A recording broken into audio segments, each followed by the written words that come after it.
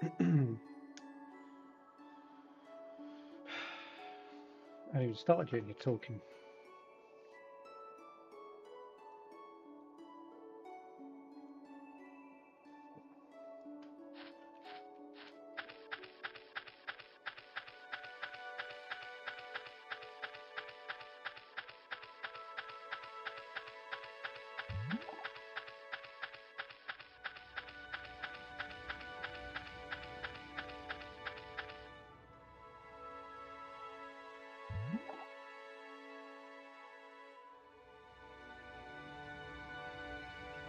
Might as well AFK here.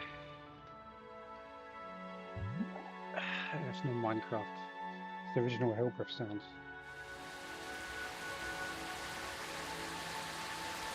Oh, and I've got some rain air from off.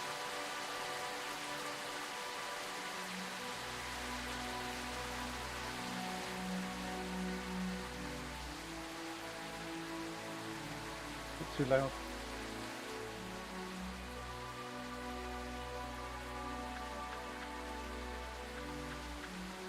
The rain is really loud. Hello, hello.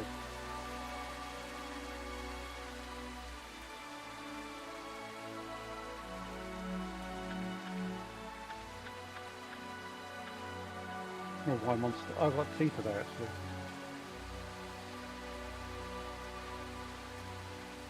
My League of Legends mug that I got from Simon. Sup, Dominic?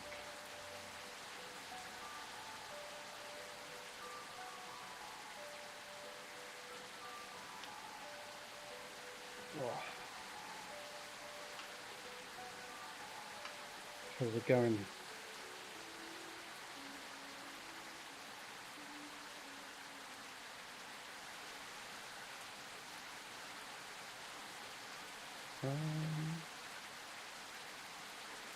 Is it too quiet? Let's have a look.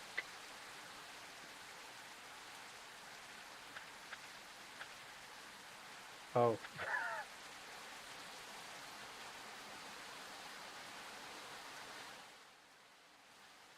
To be honest, yeah, it's the rain.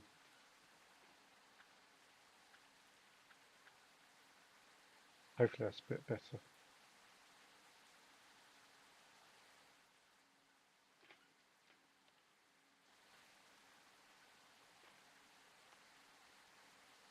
Your wife's son loves League of Legends.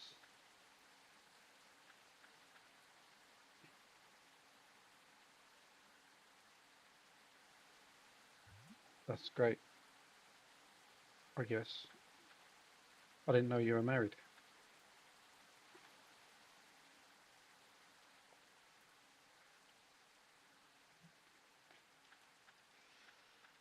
So, yeah, thanks, Dominic. Funny enough, I was just looking back at the old YouTube videos, my original 2 or 3 that I did about 3 months ago, and it just looks so much better now.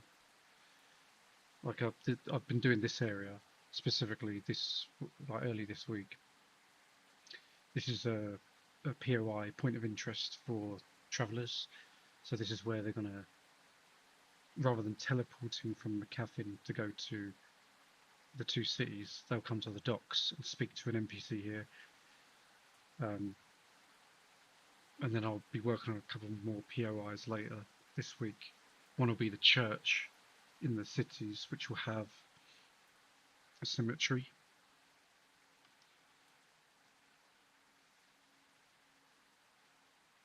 Make the boat move up and down slightly.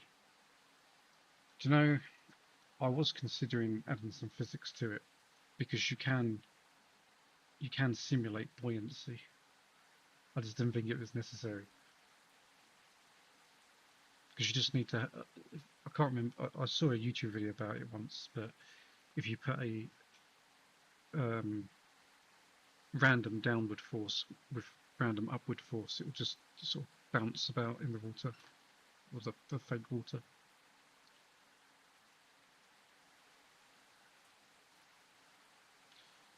To be honest, I could probably just put an animation on it be cheaper for the CPU to do it.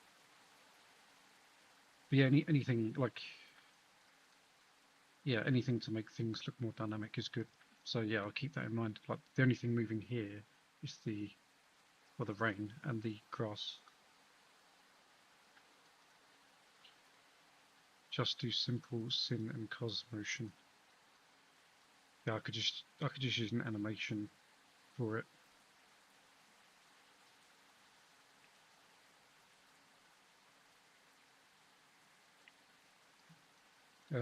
Yeah, what we're doing today is quivers.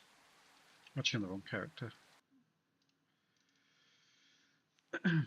So I'm not creating any icons or anything for it yet, but quivers are an offhand item for archers.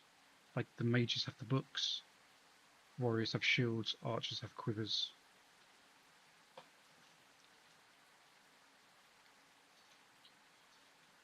Yeah, I did actually Attica because he would do it perfectly first time with no refactoring required ever.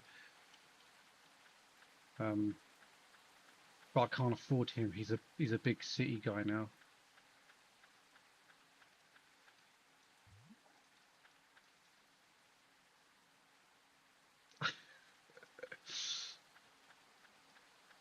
He backseat aggressively, I've noticed.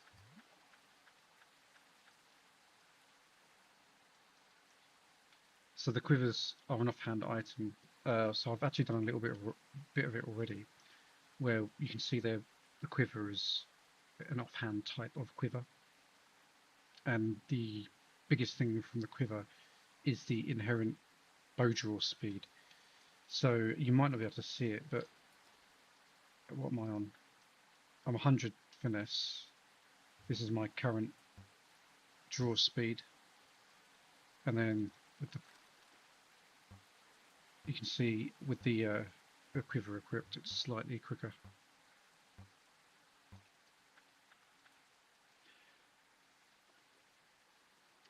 But something else I want to do is these are going to be dropped by mobs, and they will have their own set of attributes. So I'll work on those in a sec. Eventually, I want it to be on the character as well, probably across the small of the back, under the cape. Probably get all sorts of clipping issues, but we'll work on them when we get there. And the other thing I want to do is have a new UI item here where we can fit basically arrow slots, and then while you're in combat, there'd be hotkeys to switch between your selected arrows, so you could swap between your fire arrows, your main damage dealing arrows, poison arrows, or whatever without having to keep jumping in and out. I think also with the arrows in the quiver becomes a container, and you basically get extra inventory slots, so it frees up the space in your main inventory. So those are the advantages of using a quiver. Also, they can be used with the only offhand that can be used for a bow as well. Because if I try and equip a book, which I've got the match, I've got the strength, yeah, if I try and equip a shield, it's going to just pull it off there. But I thought it was a bit unfair to have archers not have their own offhand items, so they're in there now.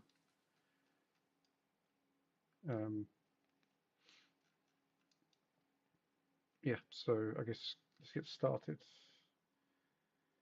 First thing I want to do is add new attributes for quivers. Instead of having ancient, sharp, legendary, I'm going to have 3 new types, which aren't going to give damage bonus, but it's going to give range bonus. So I think this is a longbow, right? It's a longbow with a skin on it. Yeah, this is a longbow, so it's got quite a big range anyway, but with the top tier +3 range, it would basically go to the edge of the screen, and they would be rarer. They'd be like getting a legendary item. And then it'd be +2 for the ancient equivalent, and then +1 for the sharp equivalent. And the names that I came up with, if I just look at my item here, we're going with marksman, sharpshooter, and sniper as the 3 tiers. So let's jump over here. Let's start with, where's my music gone? There we go. Hopefully it's not too loud. So I think it's item something, item type.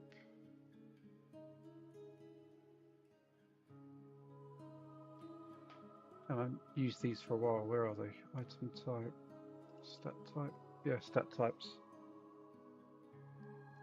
So these are the key value pairs, or the keys that get stored on the attributes for each item.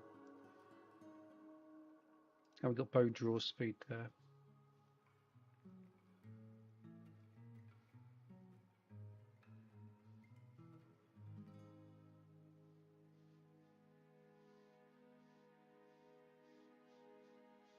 I guess we can fit some in here. These numbers are just, they're actually not even needed anymore, but I'm trying to keep them in order.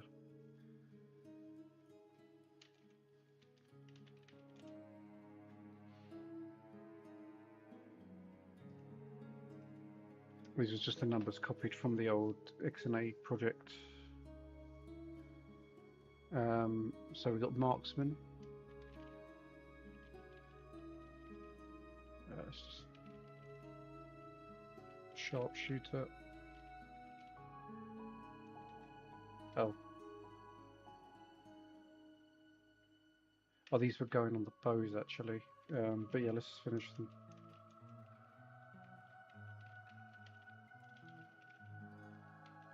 So these are new attributes going on the bows. This quiver attribute, just check.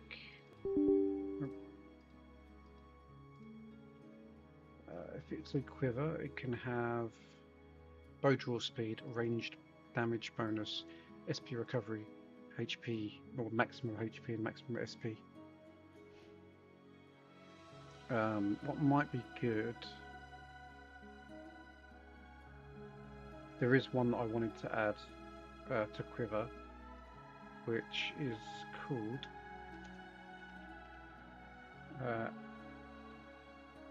arrow retrieval.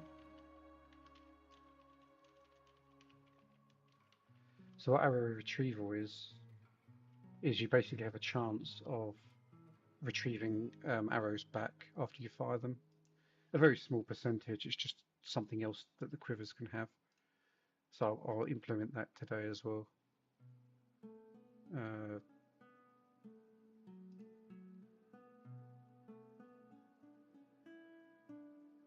Item helper.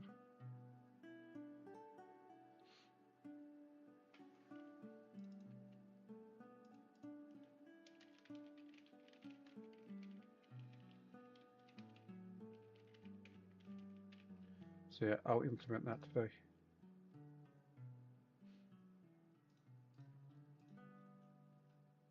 And I'll implement, and I'll add these, where are they?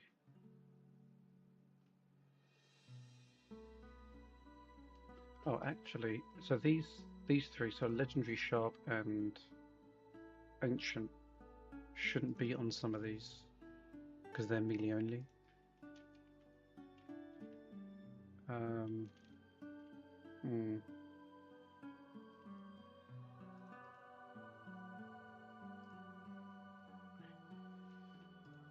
No, I'm going to say anything about the nested switch statement. Alright, I'll carry on.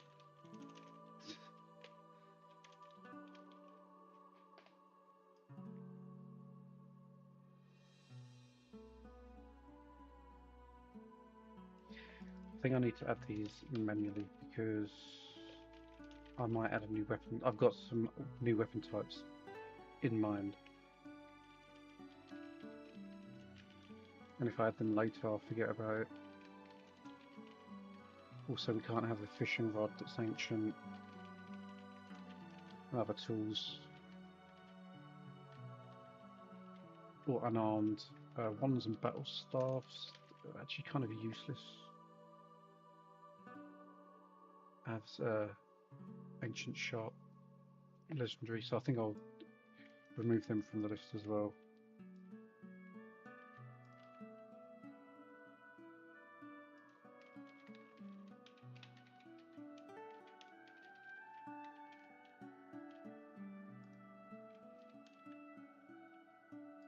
Okay, so for the free weapon types, we're going to add these: marksman, sharpshooter, which is basically the same as sharp, ancient, and then legendary is sniper. And these are going to add range. So I need to implement range here, and I also need to implement arrow retrieval. And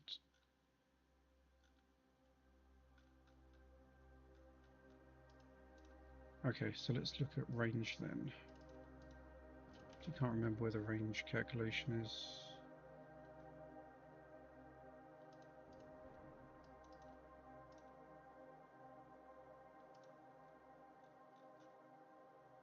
I know that I'm using the range overlay. That's just the projector, range manager.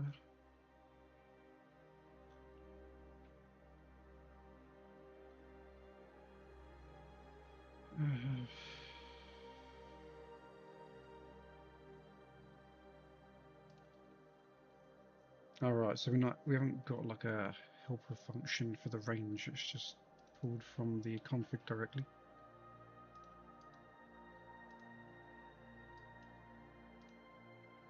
So we need a helper function for this because there's certain things that can affect range now.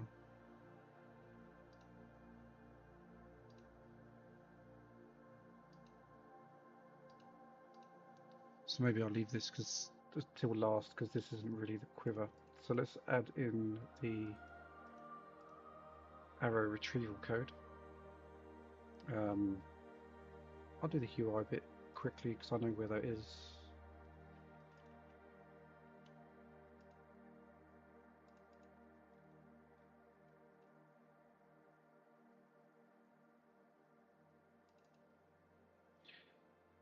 Stat actually, yeah, it's here.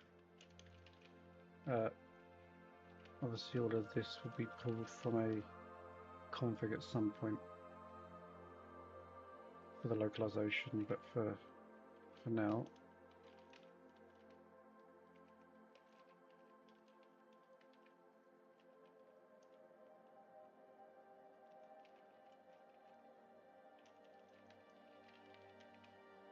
So it goes up to 20%. The item value can go up to 20, so it's going to be a percentage. So that'd be saying like 20% of the time you get an arrow back.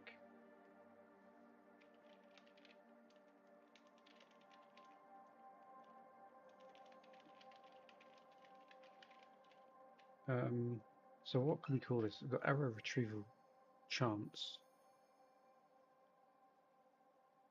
Something like that. Retrieval chance.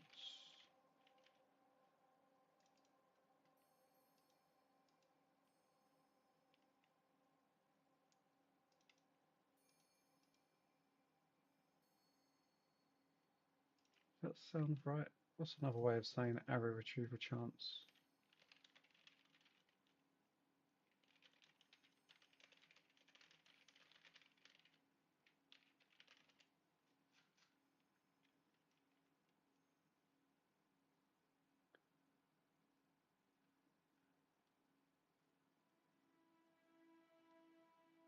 Reclamation, recovery.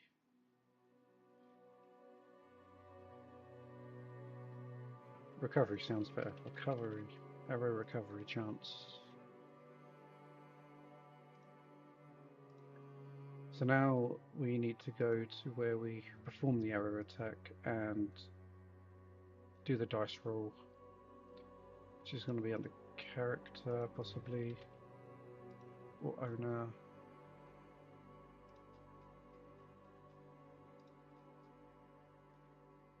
Owner, attack, no, owner motor, sorry. Attack, oh yeah. NPCs don't have arrows.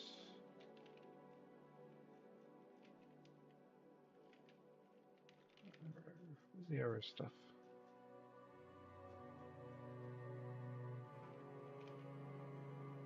Oh, do I? I've got a different one, have I?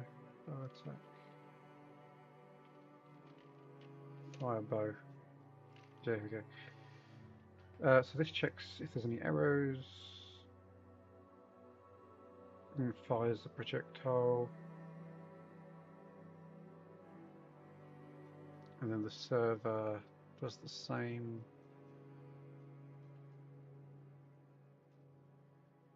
And then we decrease the quiver endurance. And then we decrease ring endurance.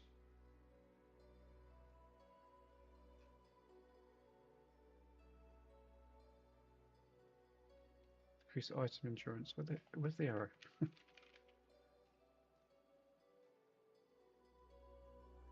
Oh, up here. Oh, because we fire the arrow whether it lands or not. We're going to remove the arrow.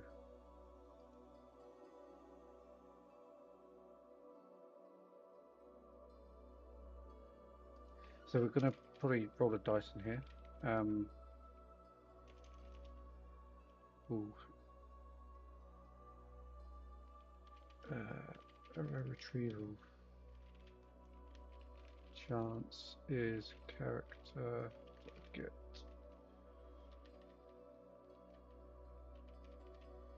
Equipment stat value sum, which I believe is the calculated value.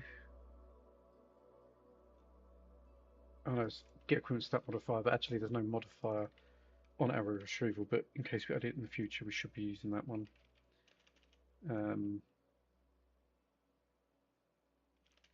Sum dot arrow retrieval. And we're going to roll a dice now. Actually, we'll check if this is bigger than 0. Chance, stop quick roll, 100. Chance is bigger than arrow retrieval chance. Oh no, smaller than arrow retrieval chance. Oh no, bigger than arrow retrieval chance.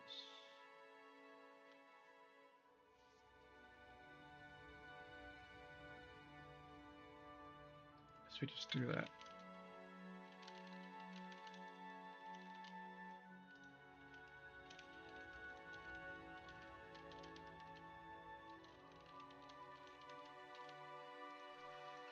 So what this is saying is we get the total sum of our arrow retrieval stat. We roll a dice, 1 to 100. If the chance is less than arrow retrieval chance, which is a maximum of 20, so 0 to 19, that's 20 chances. Wait, is this max exclusive? So max exclusive, min inclusive.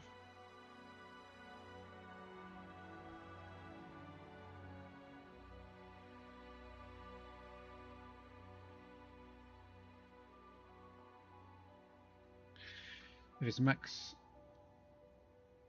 min inclusive and max exclusive, because we've added one here, so it should be smaller than equals to get the correct value. Then we remove the arrow. We set remove arrow to false. If we are still removing the arrow, go ahead and remove the arrow. So that implements the new stat, nice and easy.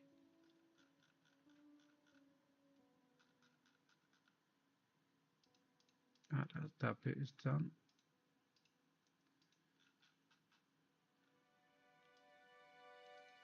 So we've done the quiver effect firing speed. Range modification I'm going to leave until after we've done the quiver stuff. Right, arrow storage system. So I need to sort of... I need to change the way items are. Let's have a look at the item class here. So it's almost as if we need to set this item as a container so that it can store items itself.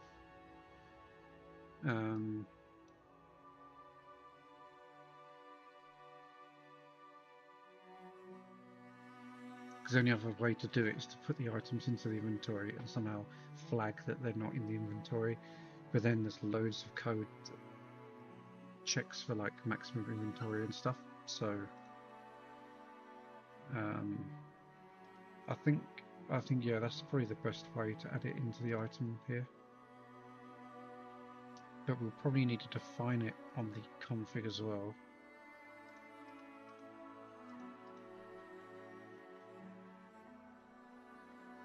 So we can add like a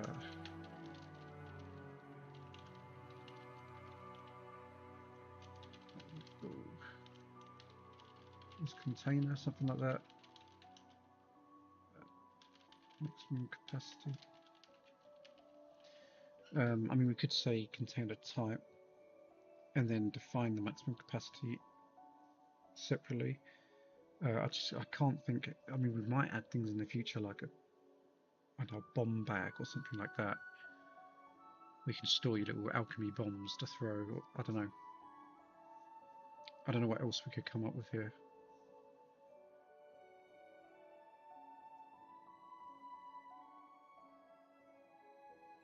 This might actually be easier as a container type and just say none by default rather than a boolean. Just gives us that extensibility in the future.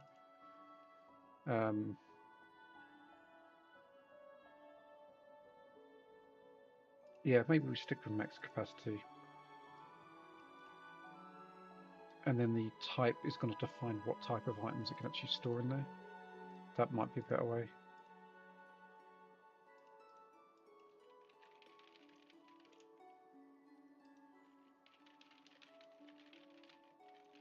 Let's go with none and quiver. And we'll set this container type. And we'll leave maximum capacity there. The only thing I would say here is that no, this should be total slots, I think, actually. Because the capacity of the item is going to be defined by the stack size.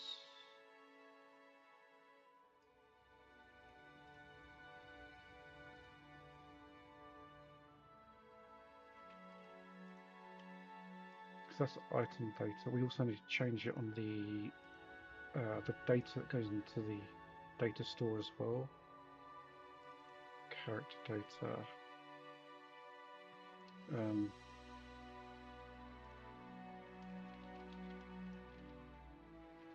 So how do we do this? Do we add slots?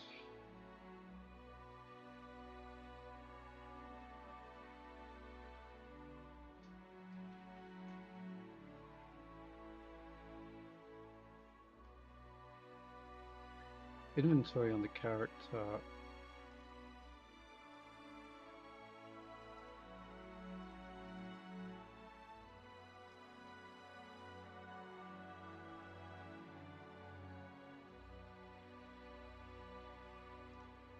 Check owner.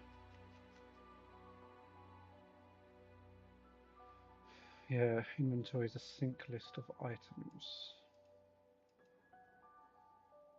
I don't really want to be syncing this all the time.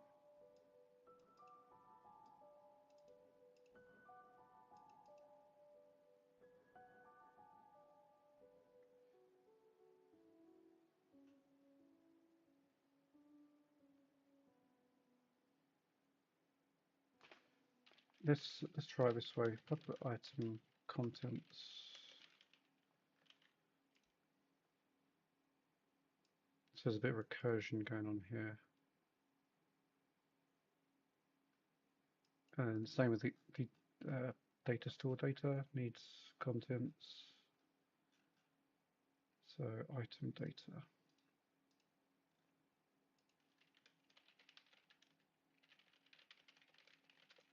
Contents. So when we load and save, that's the model for the character items.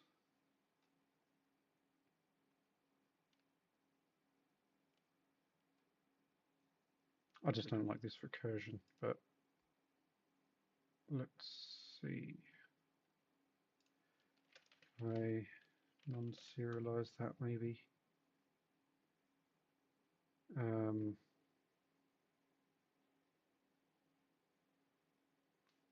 but then I won't.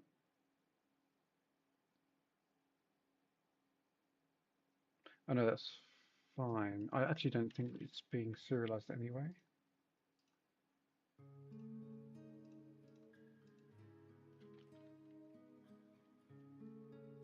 And then let's set one of these items.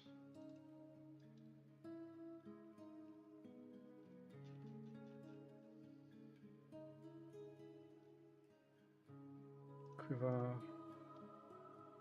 Container type quiver. Total slots, let's go with 3. So we can have 3 types of arrows in there.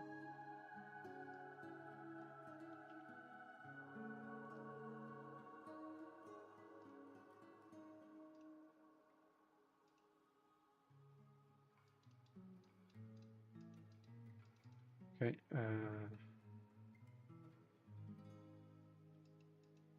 Yeah.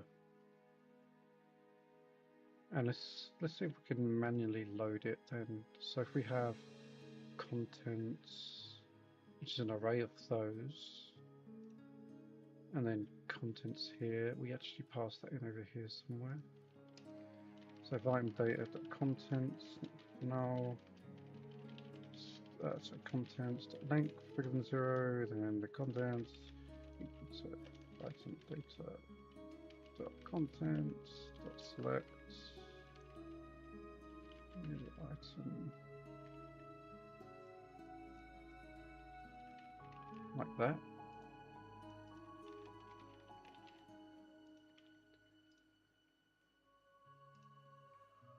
And let's go over to playfab and find quiver. And we'll put some contents in here, see if we can load it.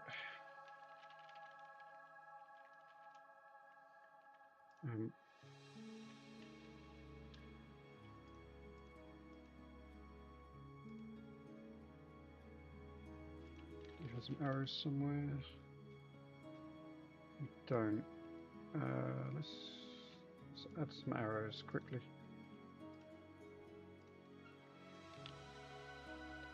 Oh, anyway.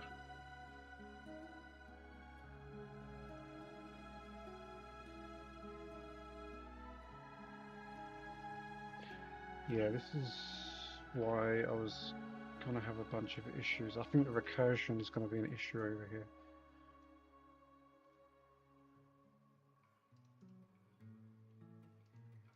So it's saying character item data already exists.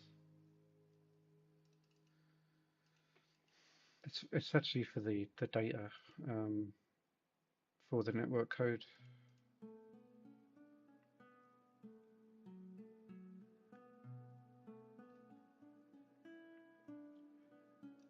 Which is actually this bit.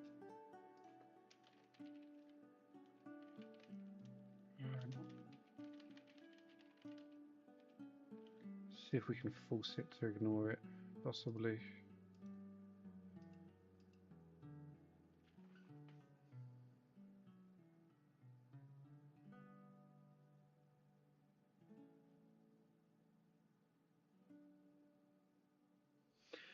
I think replacing a charisma stat with a new one for the bow isn't a good idea. The game is built similar to D&D, and that's what Dex is for. Perhaps adding paladin style spells to charisma.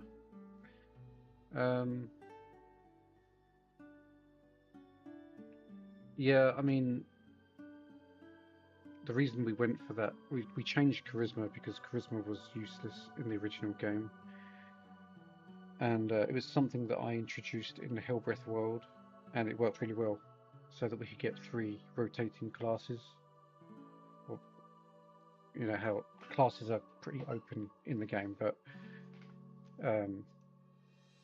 that collection of different skills allowed us to have 3 distinct build ways of building your character. The only other option would be to make charisma useful. I think you need a bit of charisma to start a guild, and reduces the cost at the shop, but the shop's being changed to player-driven shop anyway, so that's useless. But I'd like to hear why you think it's not a good idea. I understand D&D does it, but I don't know why it needs to apply here.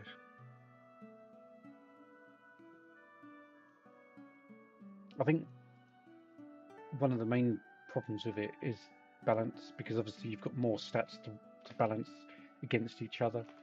Helrift used to be Mage versus Warrior, and now we're adding in this third class, which adds a new set of intertwined builds that could potentially overpower the other.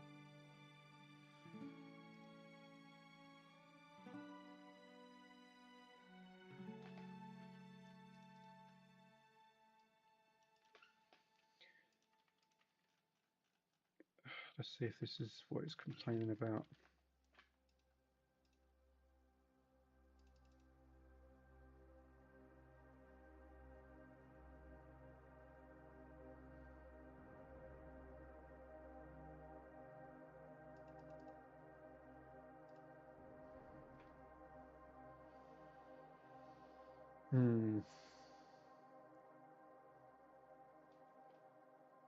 It just doesn't like it. It doesn't like this recursion.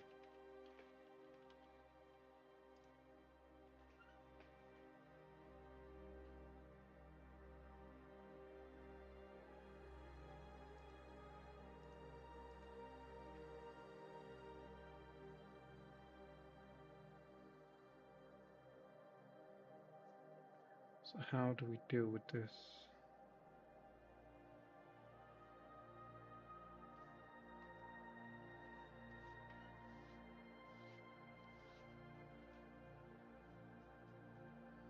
The only way really to do it is +1, just use Dex for bows like Dark Souls. So the problem is the way that Helrift and now Helrift works is that your builds determine what items you can use, and the biggest problem in the original game was that your power spikes were based solely on your items. Your stats actually had no bearing on how powerful you were. All they were was a gateway to get the right items. I'm changing that. I'm changing it so that your stats actually matter now. So it's all good saying the game isn't built for it, or D&D does it this way. It's like, well, the original game didn't work and didn't scale well because of that, because of the way that you use its stats, and that's what I'm changing. Dex has very little use at the moment. I do want to do something more with it, but yeah, I'm trying to make it a bit like Helrift World, which I actually balance really well with the Archer class.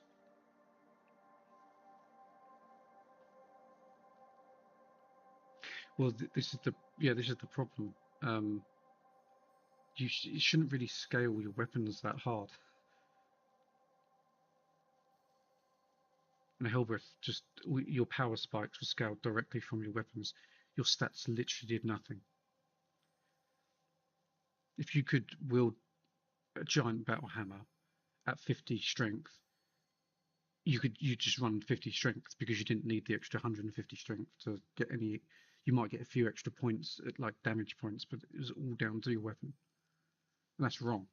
It shouldn't be that way. There's literally no. You might as well just have it automatically level up your stats as you level up, like old RPGs.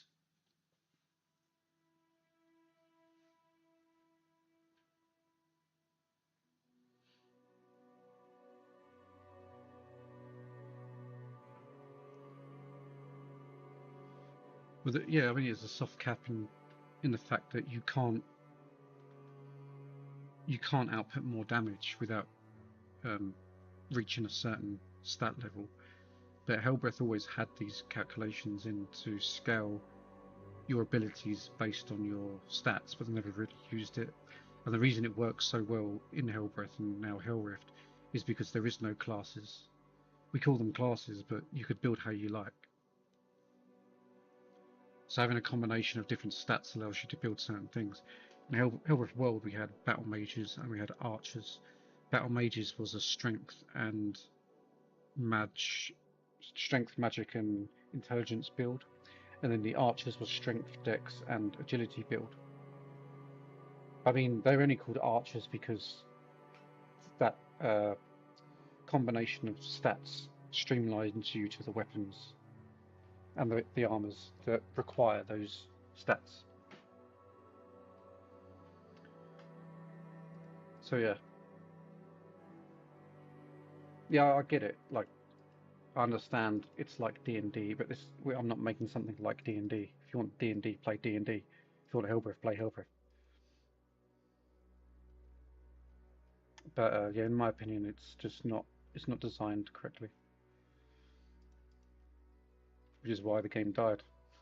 It's worse in private servers as well. The private servers, because they scale up the stat and level caps, the damage just gets way out of control because it's uncontrollable from the stat level. They have to keep tweaking the items, and with all the multipliers they've got that's stuck on top of each other, just doesn't work.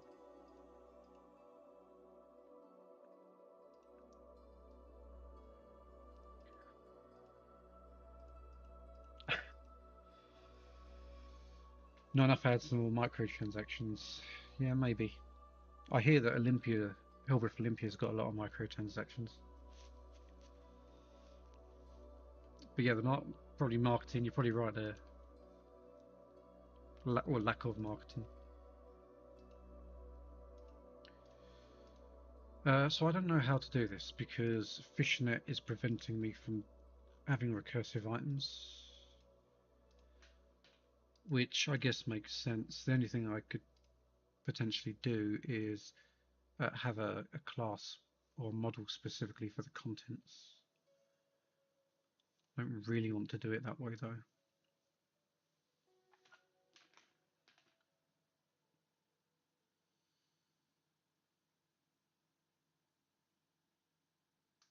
I have a new item altogether, possibly, because it allows me to do it here. This is fine.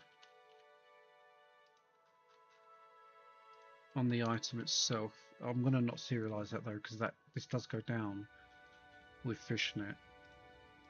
But maybe over here we have a different model specifically for the contents.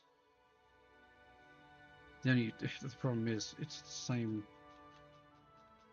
same model as the item. I don't really want to double up the work. Because I'd have to go character, item, content, data, and it's just the same again. There must be a better way.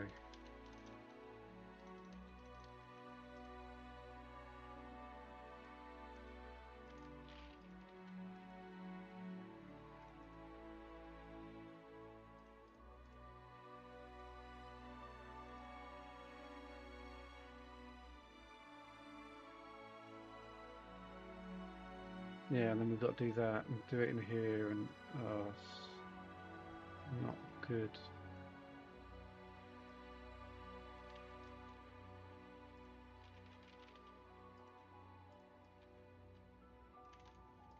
Ugh. So the only other way I can do it is have a specific model for the type of items that go in there. But then because those item objects need to be floating around somewhere, I'd have to put them back in the inventory. It sort of defeats the object. This might allow the recursion to work though.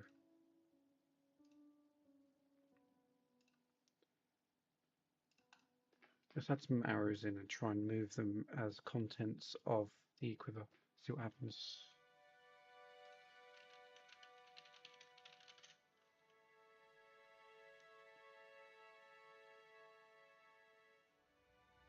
Oh, because the server needs updating. Just before I do that though, I'm going to do the saving of it as well, which happens somewhere.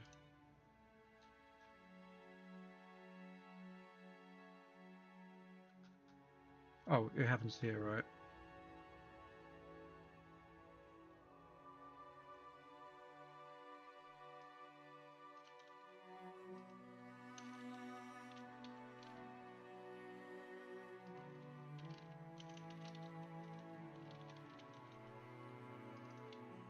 So we need to iterate through it over here.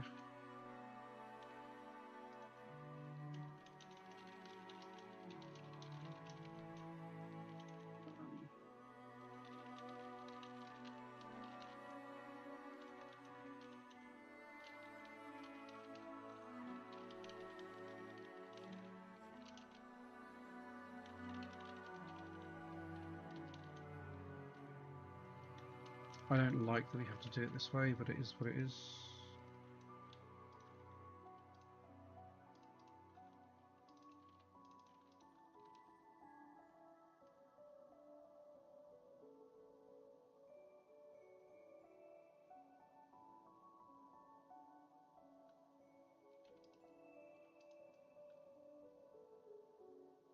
Oh, item data.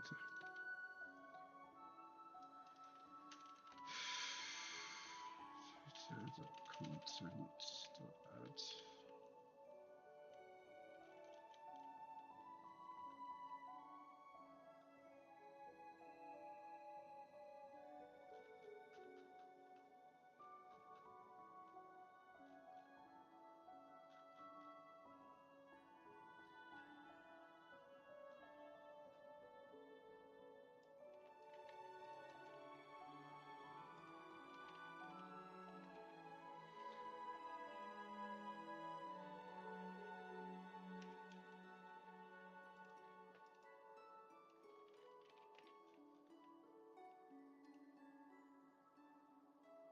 So for each I'm in contents, add.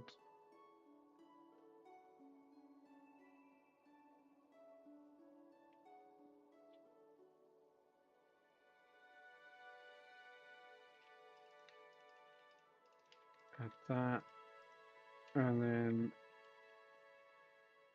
item data dot contents equals sub item data dot toArray. There we go, got there in the end. Let's build the server.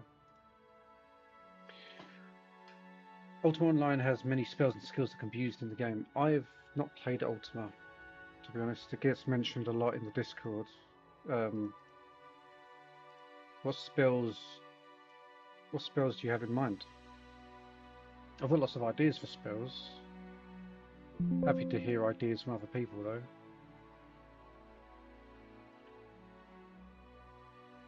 What is the problem here?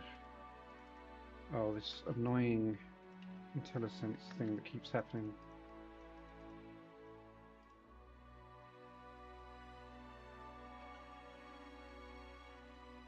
But yeah, the new spells that I've got in mind around things like new, what I call subclasses or builds, things like what I call kinetic spells, which is a battle mage that uses like kinesis, push-pull, that sort of thing. There's also necromancer, as you mentioned before, like paladin spells would be quite cool as like a tank build, because we are going to be putting in some PvE stuff that requires tanking.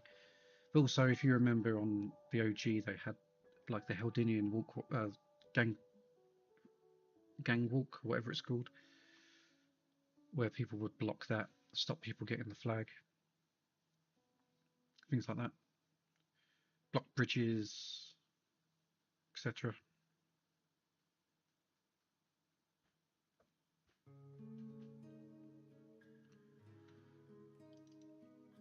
Right, let's get some arrows on our character. I want to start server. Yeah, I want to get some arrows on. I'll manually move them into the quiver, and then I'll log out, log back in, make sure it saves, and then we can do the UI.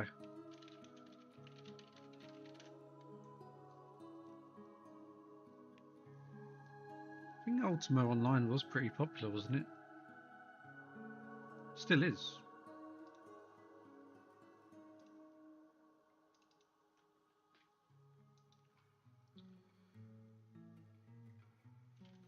I'll just give item with arrows 10. Okay, so I'll just log out quickly. I'll change the data manually.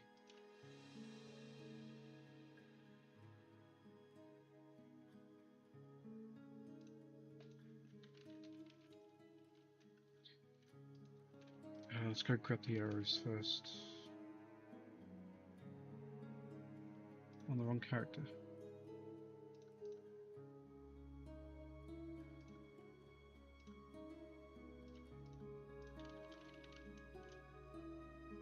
Oh.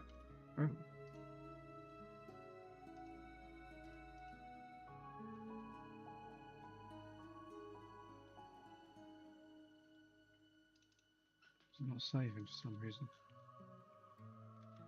Oh, you know what? I think I've made a mistake over here.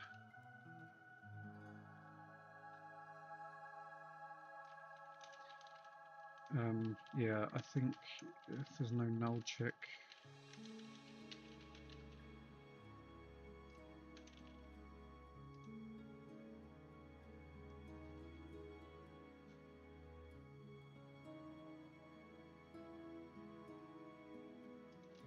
It might be as simple as that. Let's check.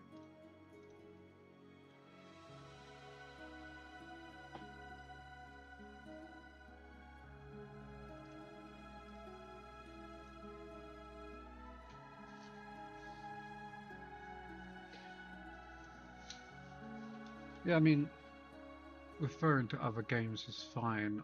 I think that taking some risks and doing something a bit different is good as well. We're already doing something different in the fact that this is PvP focused MMO. I say MMO, it's going to be small scale MMO, but having that sort of USP, something a bit different, is going to make people play it. There's so many. I can't remember which YouTuber I was listening to recently, but he pointed out something that I've noticed, and like all of the modern MMORPGs just feel so generic and samey, like New World and things. I get people like them, they don't appeal to me because there's nothing really unique about them, and I felt that ever since Guild Wars 2 actually. I played Guild Wars 1 religiously years and years ago, around the same time I was working on Helrift actually, and when Guild Wars 2 came out, I was buzzing for it, and then it came out and it was like World of Warcraft. World of Warcraft with a different skin. The thing that I liked about it was the way that they did skills. So instead of a big pool of skills like they had in Guild Wars 1, they had hundreds and hundreds. Put them on your bar would automatically fill with skills based on the weapon you were holding, and that's something that I wanted to try with Helrift at some point, if and when I introduce skills. But that was the only thing that felt different. Everything else just felt the same as any other MMORPG. Anyway, give item wood arrows 10. Let's log off. Hopefully it saves this time.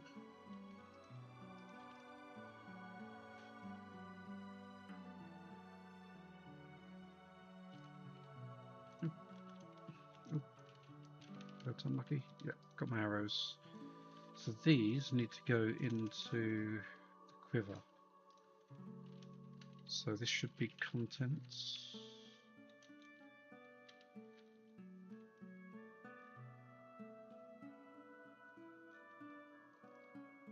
Arrows, yep. Like that, I guess. So now my arrows are within the contents of my quiver, so they're not in the main inventory. Save that, let's see if they load. Well, I won't be able to see if it loads because I need to do the UI for it. Let's load it, save it, make sure it saves.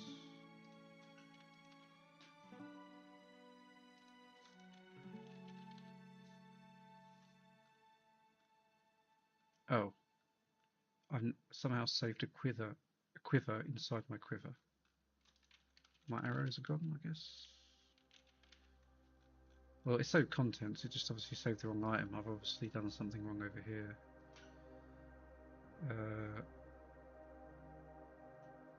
Item... What's my item data? Oh, it's because of this, right.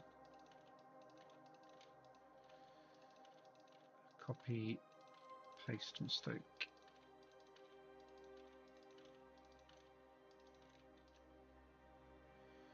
Yeah, right.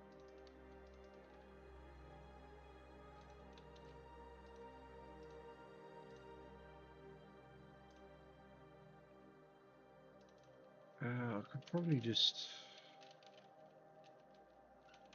butcher this. Quantity, say we had 10. It's obviously false. See, some of these things can be removed. Like you can't equip something inside a quiver, so maybe we can refactor some of this stuff here. Like, do we care about equipment slot? Not really, because it's not really going to be equipped. It won't be dual wielded when it's within the quiver. Endurance is good. Weight doesn't matter, I don't think. Quality might matter later on. And upgrade level will matter. Pretty sure it's only one for arrows anyway, but yeah, let's try this again.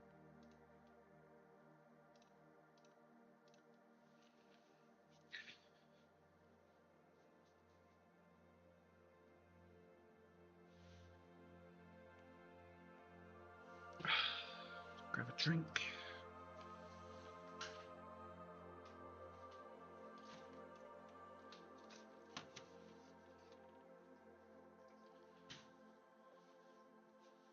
What? Okay. Did we error? No, we didn't.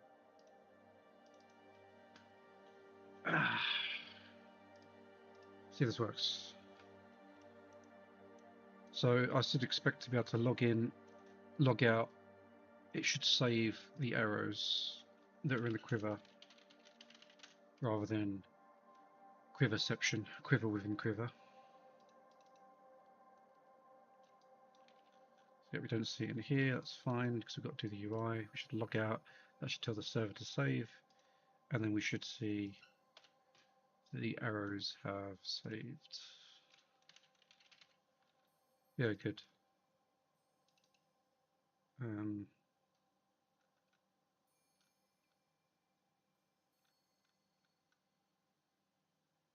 Cool. Yeah, I'm thinking maybe we get rid of this now, actually. You caught me, Scott. It's actually a Lidl's own Kong Strong Wild Power. Not affiliate. I'm not affiliated with Lidl's. I just went there when I picked up my daughter earlier. But whoever said White Monster earlier, it's basically that.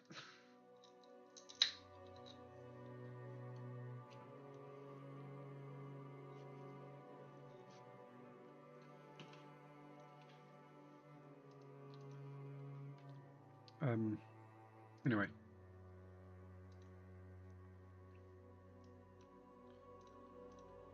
So now that we've got this saving, I just want to clean this up a little bit. I think a good thing to do would be to change some of this model, because technically this will never be true. This will never be used. This will never be used. This will never be used.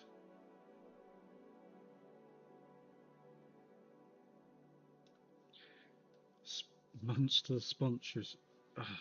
Who's sponsored by Monster at the moment? I see it everywhere. There's a few companies, a few big companies.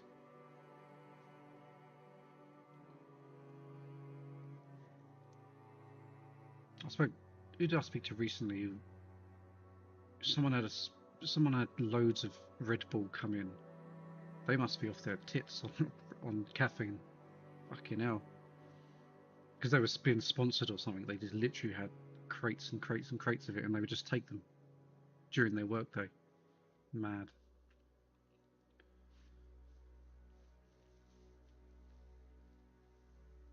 You'd have to be an alt metal person or a femboy to be sponsored by Monster.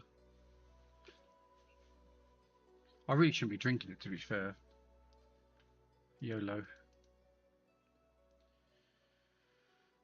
Quantity, skin, equipped. So yeah, this equipped is never going to be used. Equipment slot is never going to be used. Is dual wield is never going to be used. Color could be used. Endurance, yes, maybe. I feel like the only thing that should be inside contents of an item should be stuff that it hasn't got endurance. It's just like consumables. It's more than minus 10 HP. It's like minus 99% HP. Almost did me in. Quality, upgrade level and weight, I think it's fine. So let's get rid of all of this junk that we're never going to use. And yeah, and over here as well. And that'll just leave it as the default. So there is a bit of a difference between the two, and I think the differences are going to grow as well. So maybe it is a good idea to keep them as separate models.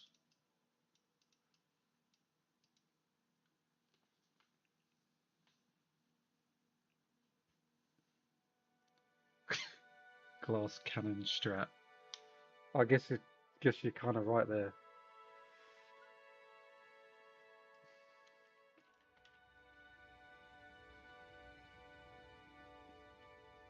Like using skeleton magic on Valheim. I don't think it was that good.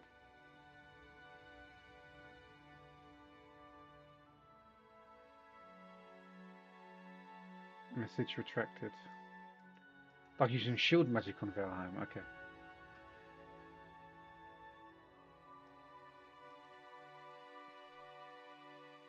Right. I guess we add some UI stuff now to manage what's going in the quiver. So I think we can probably go over to the inventory or the equipment UI. That's probably the best place to put it. It won't be in the inventory anymore. It's only going to be when equipped. We need to make sure if we unequip this item, it's going to move the contents out into the inventory. That's going to be a bit problematic because what if you're full?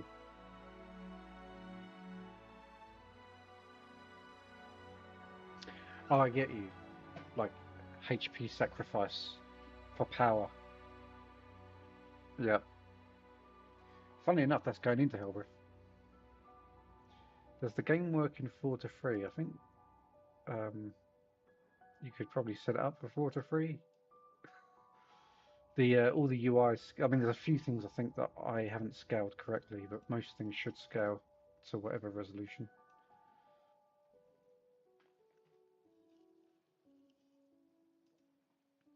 Some of the old UI stuff that I wasn't very good at UIs before. Boomer discrimination. You mean I'm discriminating against you and you're the boomer?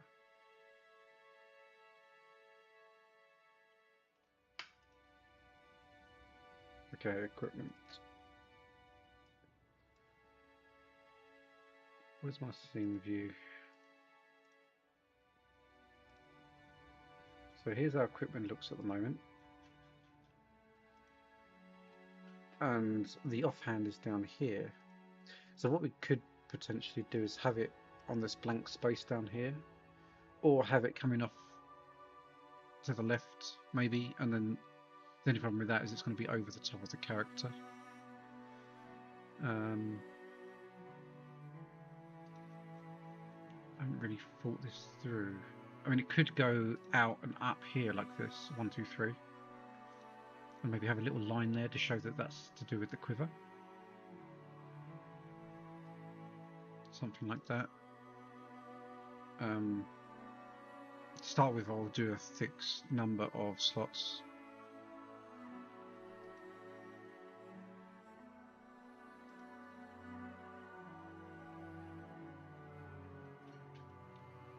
So equipment 8, which, oh, that's interesting. Why is that none?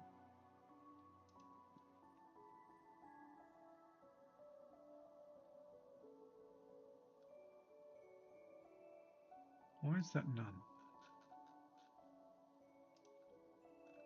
Shouldn't these be set? How does this even work?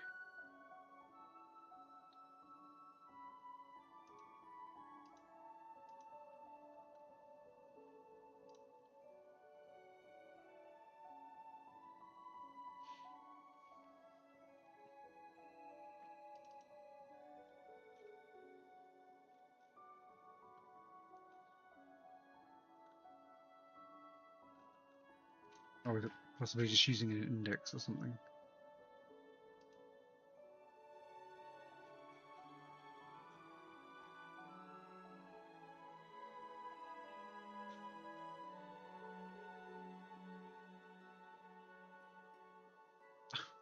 I don't actually know how this is working.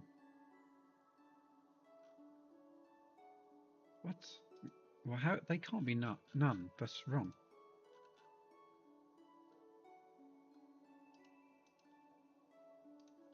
I have no idea. That's arms. Body. Legs. That is weapon. Back. Neck. Ring 1. Ring 2. Offhand.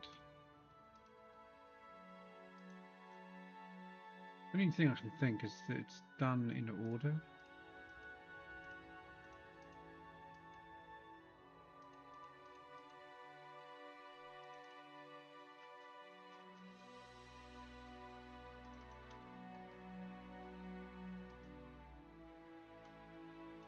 No, because look, uses equipment slot. I just don't know how that has not.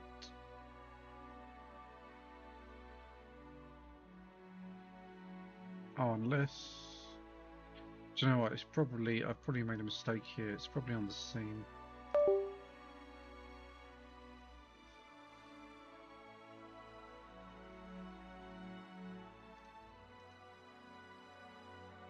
Client scene. It's probably over here. Equipment.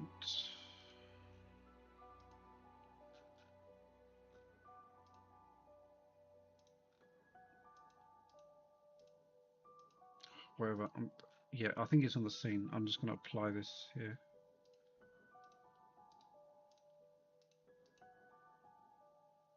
Oh no, wait. I shouldn't be applying that, should I?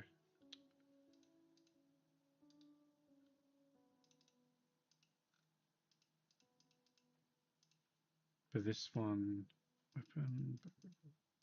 Yeah, it should be on here though. I just won't apply it. I'll just leave it on this prefab. Oh, messy. Head. That one's arms. That one's body. Oops.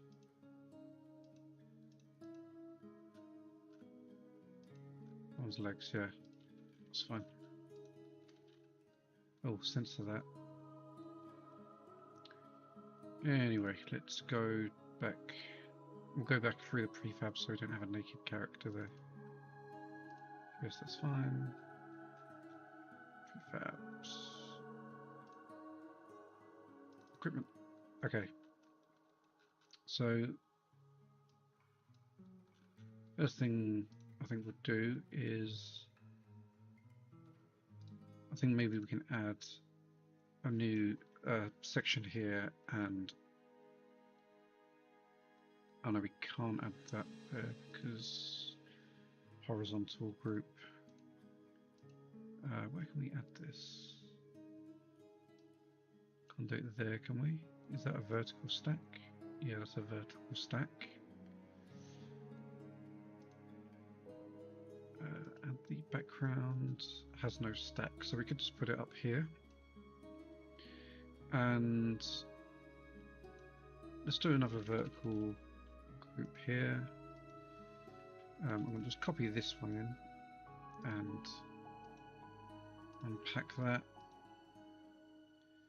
This one isn't going to be an equipment item. Probably going to have equipment slot item or something like that. Why did that go? Why is that so small? That is what she said. Let's get down here. Maybe like this.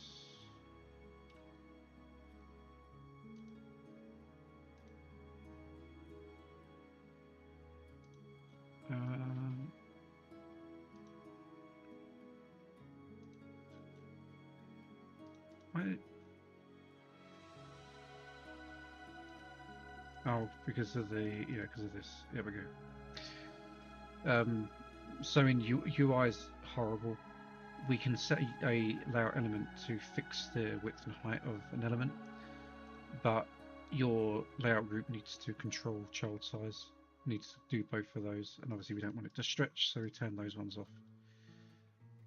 Intuitively, you kind of think use child scale, but that's not actually the case. You need to have the control child size if you're using layout element.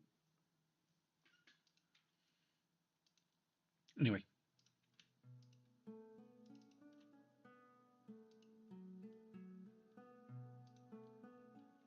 We're probably going to have 3 of these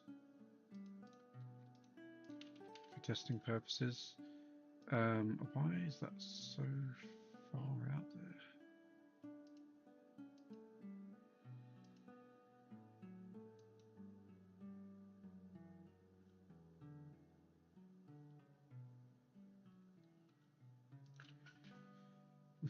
We want it anchored down here really, while maintaining the layout. So that is that box there. This technically should be over here like this. But why, when we do this one, it goes down here? Oh, because it's anchoring the top right. I think that could work, I guess. Maybe we just move it. Let's just get it working. Let's stop worrying about it too much.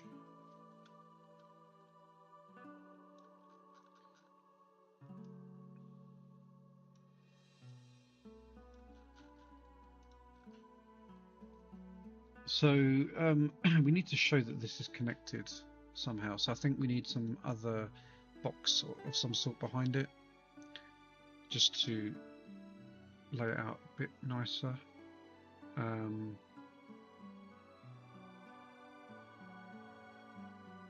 Which means I've got to break the layout again. Well, actually, we can do this. We'll call this offhand container, and we'll add like some sort of image of some sort. Container frame. A light frame would be quite good.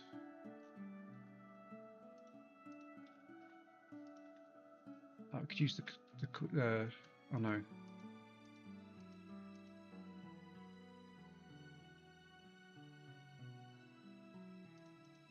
We might need something custom here because we want it to kind of just wrap around like in an L shape.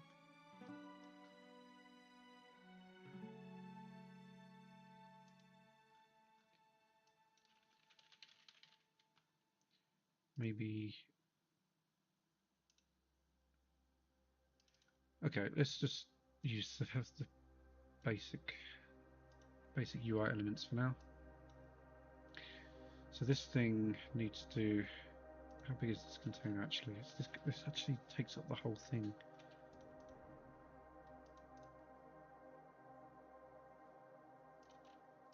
It needs to go down here. What's the width of this? Can I use a content size fitter with third size? Yeah, that works. Actually, that works much better. And then this would have to go behind. In fact, it could be the parent, so that's going to fit right in there. And that could actually have a content size fitter as well. Oh, actually no, it could use a vertical layout group with some padding. that.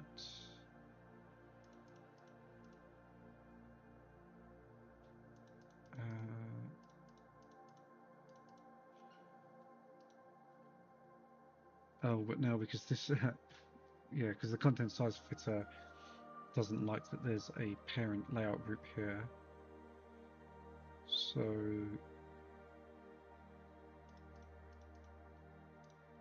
we remove this, we want to actually move the content size fitter up here.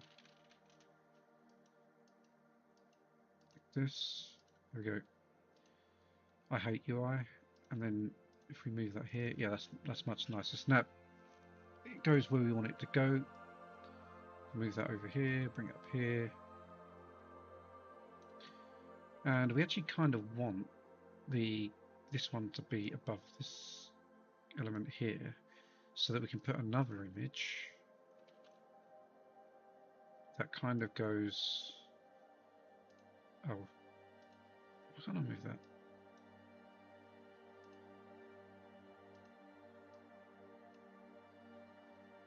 Oh, remove that, remove that, remove that. Let's just do this. Can we do it as a child of that? Probably not.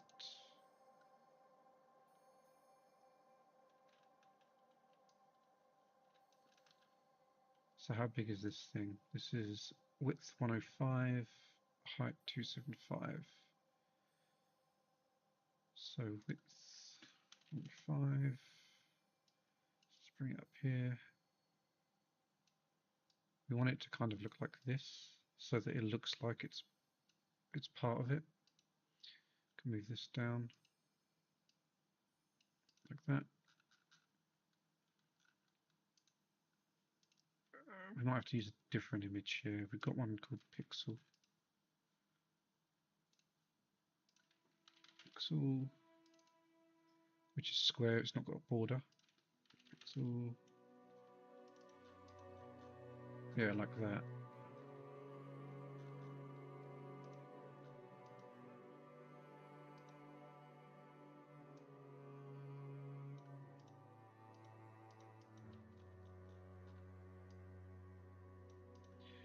I don't like the height of that. Why is that so weird? 105 height. Oh, no, it wasn't on 105 height. There we go. So I'm kind of thinking something like this. So you kind of hover over, or maybe it just appears like that when you have that equipped. I just want to change this just so we've got a bit of visualization.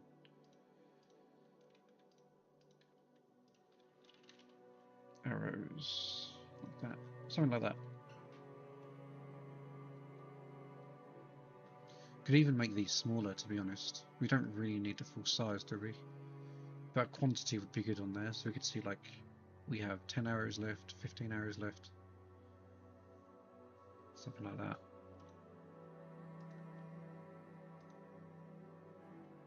So on 85, maybe 65 might be good.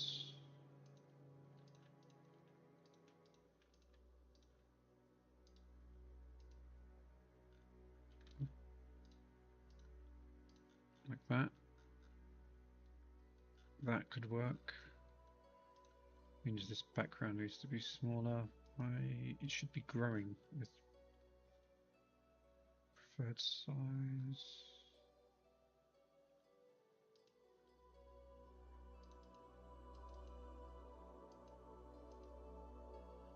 Why is that not growing with it? It's still an 80 width for some reason.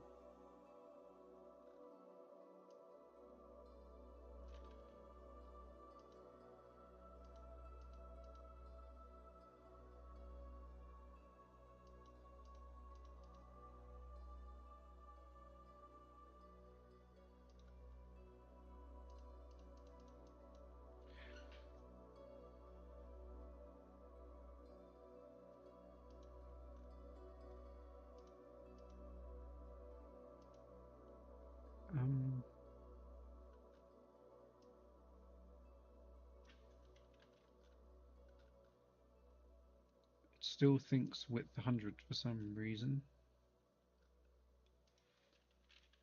Layout.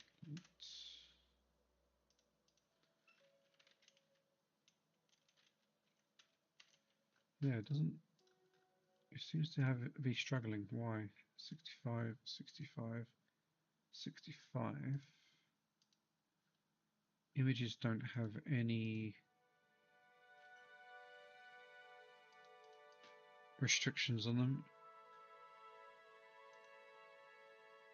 65. Controlled child, yes. And then 100 for some weird reason.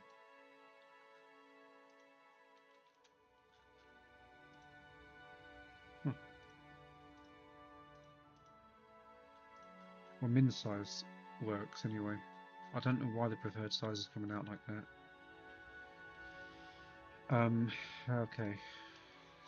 Name some of these so we know what we're looking at. Container BG. Then offhand BG. BG. Make this a bit darker maybe.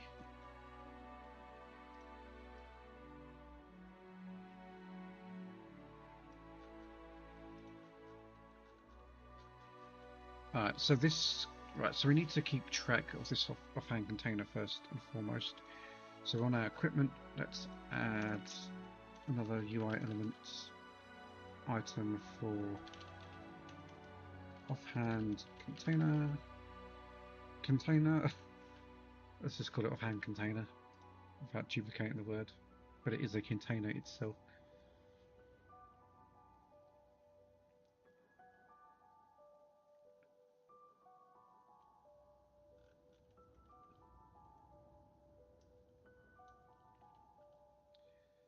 And then when we start, just open load equipment. Yeah, when we start, we're going to hide it. Offhand container set false. Right, and we load equipment.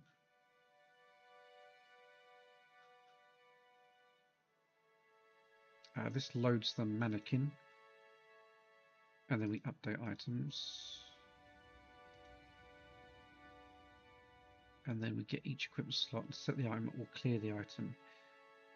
Here we need to say if items are possibly, yeah, we can use this one. If item equipment slot is offhand and item dot item data item type is quiver. No. Offhand type quiver. Then we say offhand container dot set active true. Although we don't want to do that on every iteration, so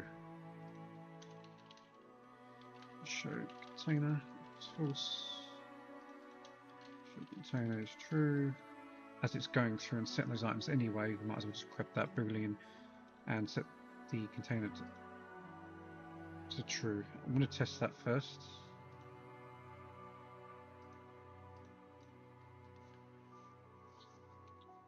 I suspect there's going to be some UI issues because of the way I've positioned that element, but we'll see.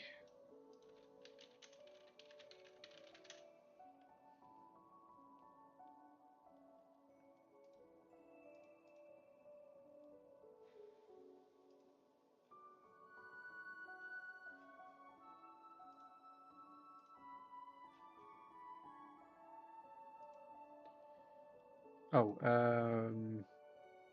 byte error, which means the server obviously didn't update it.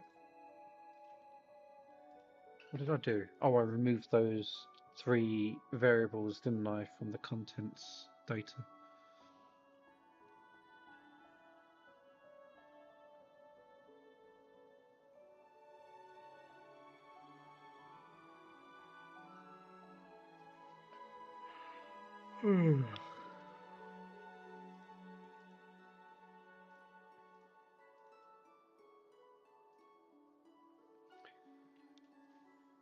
It's because there's a mismatch in the data that it's expecting versus what the client requested. There we go. Okay, so on our equipment, we are not seeing it Y. Do you have any errors here?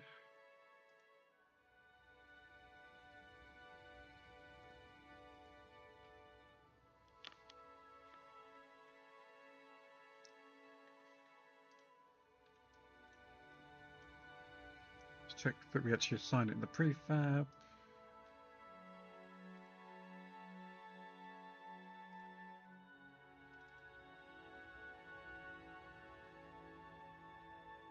Offhand container, yes. Alright, so for some reason I had to reload, but it is working, we can see there. And I don't think that looks too bad, to be honest. You can see it's clearly part of the quiver down here. Obviously the quiver will have a nicer item at a nicer image at some point. But and showing it smaller isn't too bad, especially when it's just going to be arrows really. And we can have a little number there to show how many you've got left. And hopefully it's just a case of them allowing dragging and dropping on these items and setting all that up. So I think that's what we do next. Do we want that a slightly different colour? Let's have a look.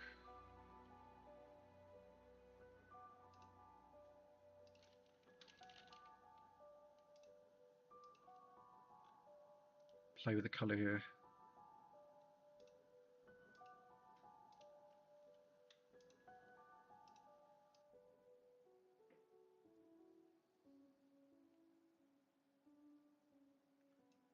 I don't know if any other colours will work. I mean, there's no colour on this. There's no colour on this.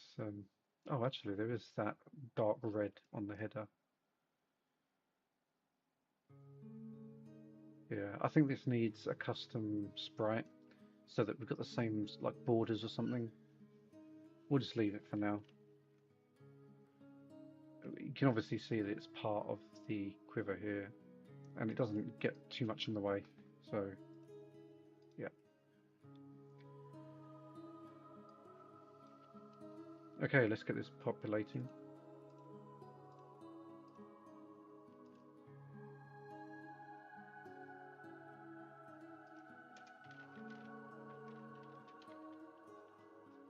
Oh, and it didn't show on the first load for some reason. Why was that?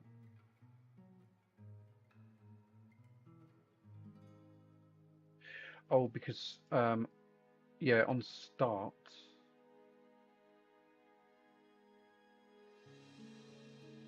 If that okay, so in Unity, the game object is disabled, and the start doesn't get called until it's enabled for the first time. Do we have a wake on here? We don't. Yes, I think this is possibly running after open runs. Yeah, I think because base start open. Yeah, this sets it active for the first time. Then start runs and then sets back to false this way. So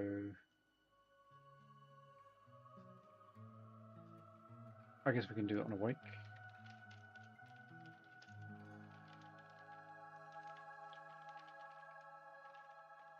Like that. So it says if false on awake. Then when we first open it, it then runs this, which is fine. Then it goes and runs all this other junk. Yeah. Alright, so next thing is we need to have we need a new type of equipment item, and it's got to use the same drag and drop functionality. So we've got iDrop target and drag source, which is using generics, which is I thought was a really good idea at the time, but yeah, it turned out not to be a very good idea. It's a bit difficult to use because boxing and unboxing, it doesn't like the generics. It really struggles with it. Some Unity issues. Anyway, back into our scene view, equipment, prefab.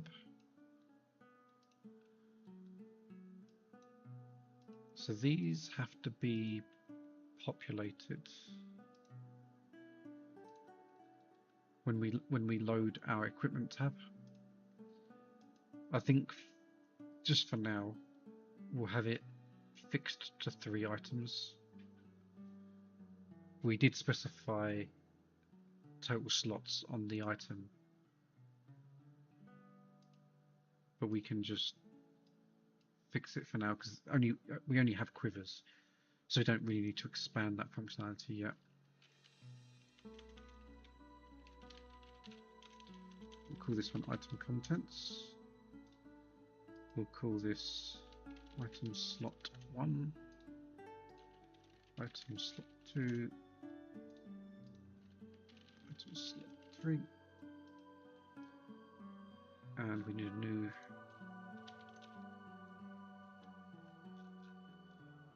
the other one was called equipment item or something. Yeah, equipment item. So I think we can call this one item slot.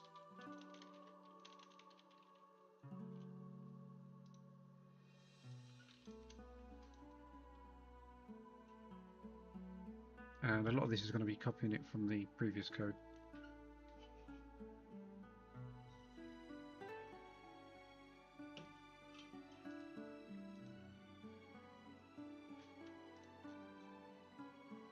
I hate that Unity does this.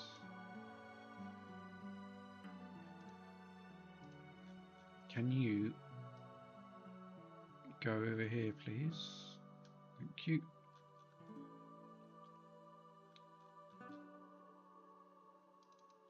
Okay, so we have a few things here. Look, dialogue base, which, do we need dialogue base? No, that's actually the wrong one. Equipment item. Yep, so we've got mono behavior, we got all the click handlers and things that Unity requires, and then we have the drop target and drag source, which is my implementation. So I'm going to actually just copy this because it works practically the same. There's just a few differences.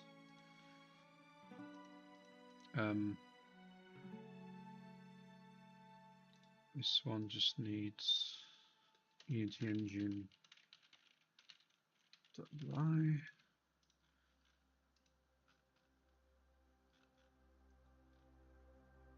Point to click. Alright, set item is what we want to do first.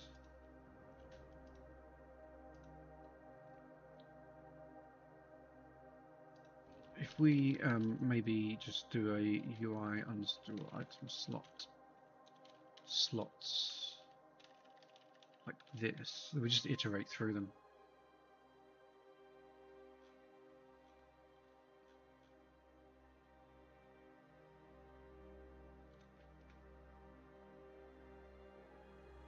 And then we probably need to do it here somewhere. So if item.contents, actually,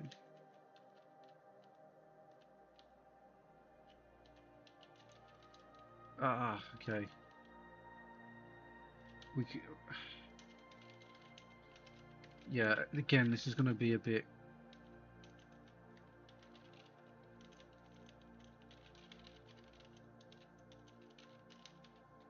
Yeah, it's going to be very rigid to start with, but we can change it later.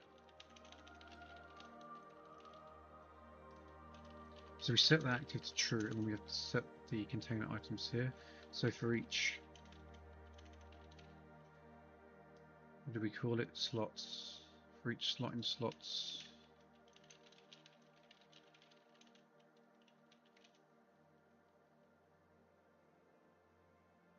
Or actually,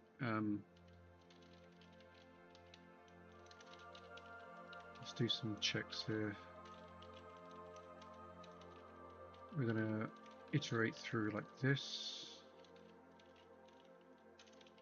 and then we're going to grab each of the item contents.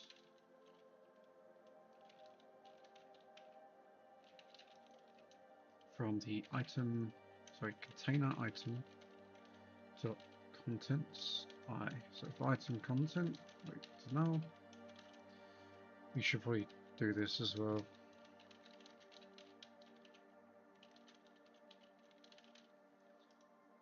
So we want to check if it's not null, because there could be a mismatch between the slots and the contents of the item. But we want to get the item at I and then set item to the item content that we just picked out from the item. Yeah. Yeah, that makes total sense. Maybe. And then else we can clear item, which will clear it out and make it look like it's empty. And set the item to null, more importantly, so that when we drop something on it, it works. So pointer enter, we've got the highlighting code, pointer exit. If we highlight, it just changes some images around. Handle drop. Now this is where we check if you can actually drop an item in there. See, this is wrong. Can accept drop. Similarly, we need to double check it here. We also need to check it on the server as well, actually.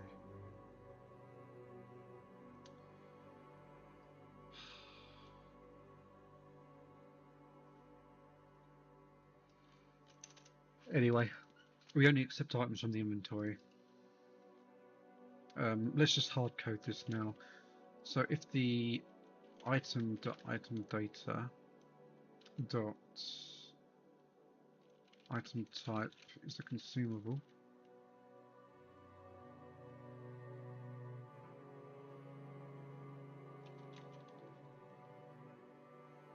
we don't have a specific type for arrows. I just realized. Let's come back to that. Begin drag, yep, on drag, blah blah blah blah. Get drag data, that's fine. Empty drop. Now I don't want to drop the item on the floor if we drag the item to somewhere. I think it would be better to just remove it from the container and put it back in the inventory. But we need to do some checks here to make sure the inventory isn't full and all that stuff. Let's just do this. And I think it'd be a good time to test that this works first before I continue. Let's hook these up. Oh, we've got an error.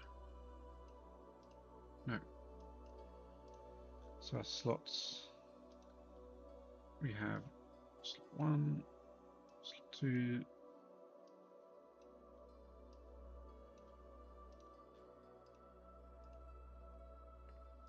might help if I added these on. Slot 2 and slot 3. We also need to hook some of this stuff up. So thumbnail image is this one.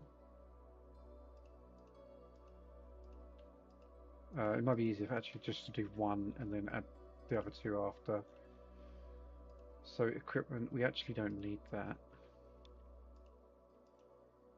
So let's get rid of some of this junk. Object error. Object. This isn't JavaScript.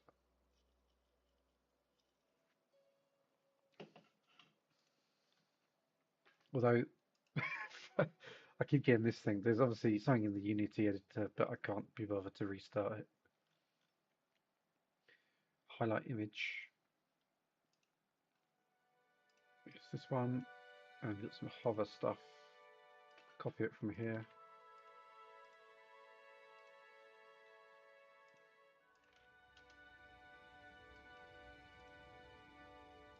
And the same for the valid color. See, the valid color I'm not actually using yet. I need to fix some of that. That just means that if I'm grabbing something from inventory or warehouse, it will highlight the slots that I can drop things on, just to make things easier. it tells the player where they can actually drop those items. In C# we get real errors like null pointer exception, also something Helrift would be familiar with seeing. Yes. I might just redo it all in Rust or Ruby on Rails or something.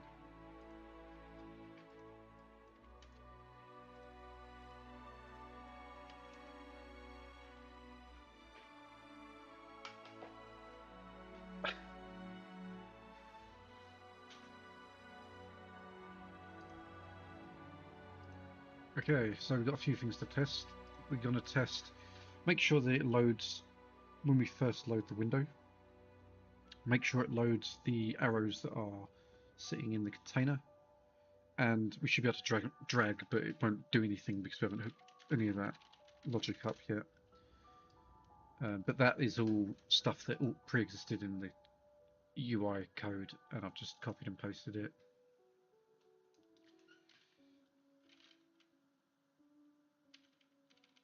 Okay, so we have hovering, but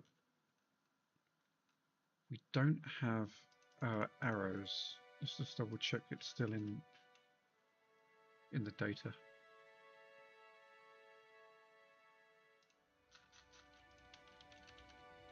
Yeah, our arrows are still in the data, that's fine.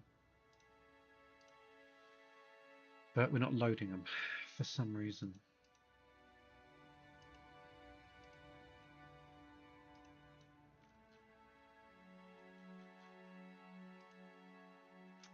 So, or would you not do that?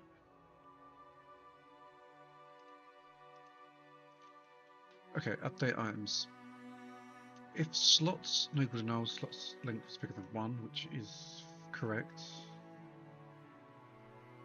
I'm not doing the UI in jQuery. That's typical from you. I half expected you to say install what's it called?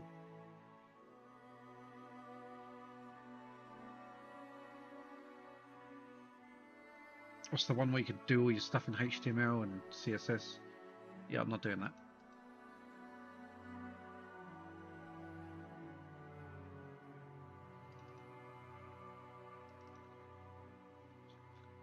Right, we've got all our slots, that's fine. Container item.contents. This is an error, so we definitely got our correct container item.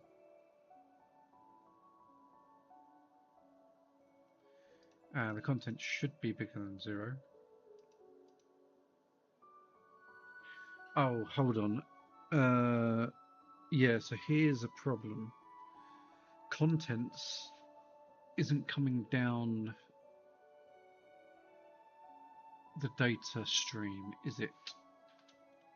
Actually, maybe we should just try this. Maybe we'll serialize it and see what happens.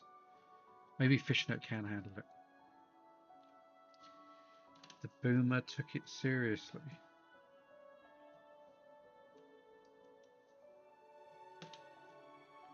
I have to reload the server.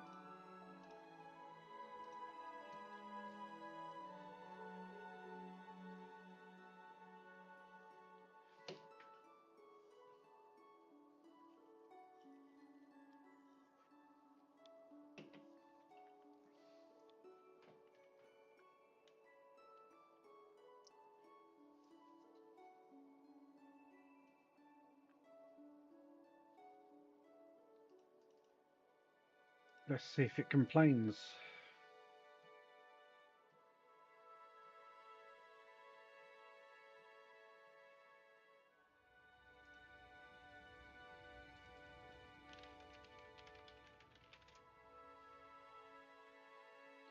So if it serializes the item and serializes the contents as well. Yeah, okay. It doesn't mind that. That's weird. How come it didn't want to serialize it on the server? And that was a compile time error as well. This one is fine, even at runtime. So the contents of the quiver comes down we can have, I mean, we can have the hover over stuff working. Let's get that working as well. It also loads on first load, which is good. We've got some hover over effects. The item description is shown using show item. Just show item there. I think we've got these actions over here, haven't we? Yeah, on show item, on drop item, on hide item. We're not using drop item at all, so I'm going to remove that. We are never going to have it to drop. Oh. No, we'll call it something different. We'll call it remove item, on remove item. Though, technically, the terminology is drop. Drop the item after dragging it. That's going to get really confusing. I'll leave it. But yeah, so set item. We could do it up here because those slots are static.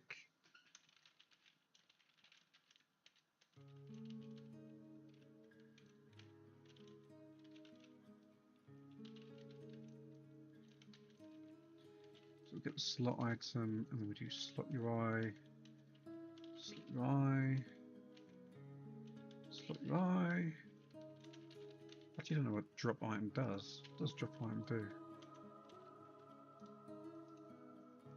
Oh yeah, just hides the item. That's fine. Actually, we'll keep that in case we ever want to use it. So that should give us the item description now.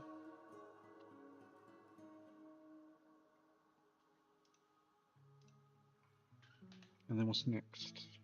Drag and drop.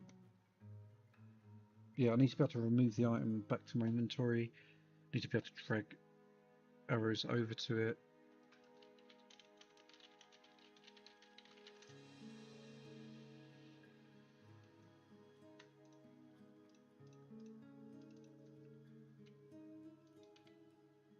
Yeah, so that's cool. That's showing, and yeah, that's good. It shows the quantity as well.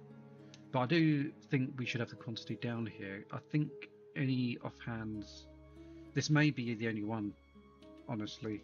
If I remove that,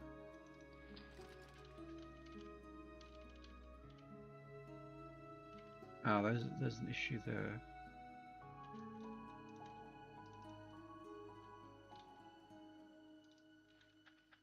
Yeah, so I need to make sure that if I add the offhand, it's fine. But if I remove it, it's not fine.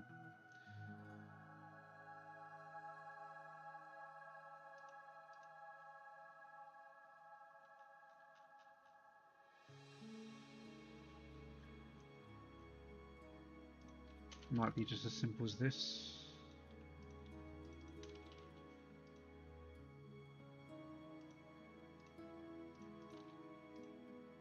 Check that bug. I know I keep reloading the game, but I just want to check these small changes before I then move on to the next bit.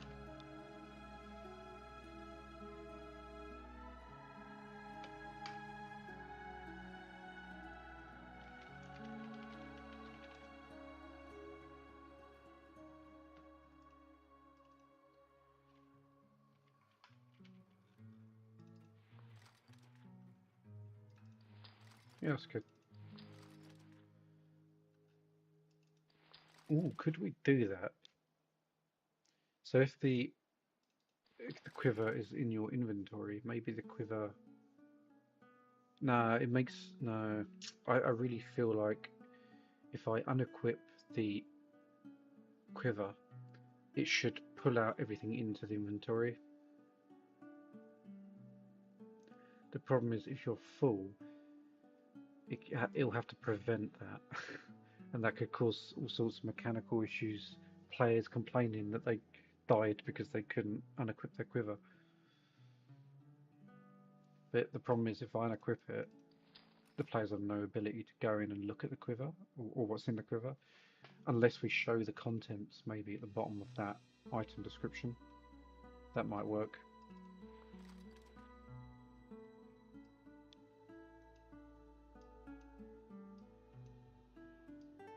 So let's get dragging working. So it needs to be able to drag within its own items so that you can rearrange them. We need to be able to drag onto the inventory to pull them out, double click to pull them out.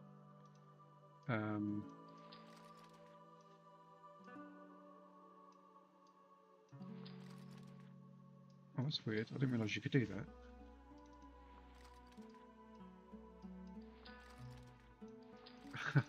Right. I mean, it doesn't really matter. It's just a bit of a weird bug. Shouldn't be able to equip onto the same slot. Yeah, what was I saying? So, to drag onto the floor, maybe could enable that actually. Drag onto floor, drop to floor. Definitely drag onto the inventory and drag between themselves. So let's do that next. So I changed this recently where we've got this drop target and drag source, and it means that I can control the behavior between individual elements. The boom is becoming self-aware. Wait, what did I say? Did I just incriminate myself?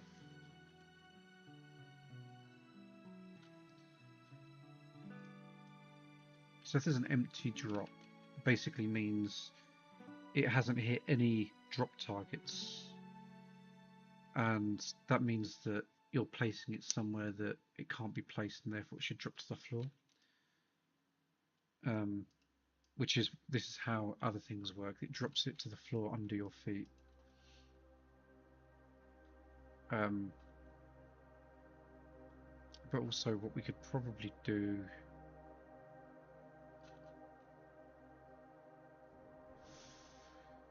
it's difficult.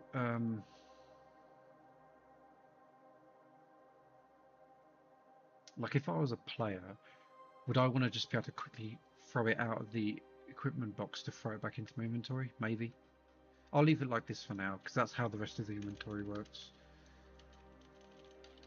Let's do the other functionality. So we need to check if we're dropping it onto an item slot.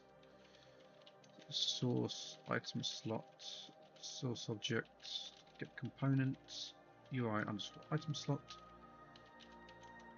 If that's then turn true.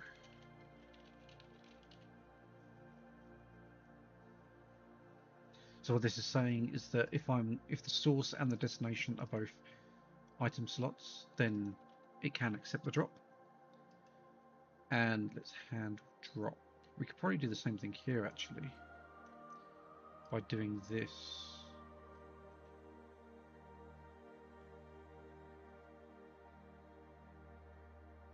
Yeah, we can do the same thing. If it's an item and it comes in the inventory, because technically an item can also come from the warehouse. I don't think I want to allow warehouse straight into equipment. I'd rather people pull them out the warehouse first to avoid any issues. And then, see, this is where I'm getting a bit stuck because I don't think we have a type that specifies whether this is an arrow.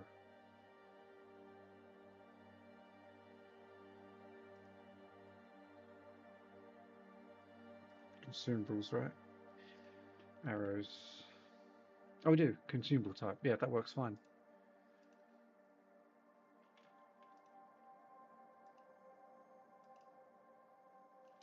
Consumable type is equal to arrow.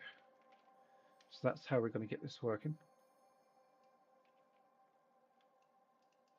This one is just going to do a swap.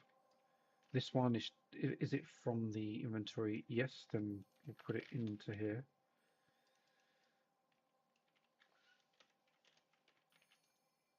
So we could do some of this. Grab the character.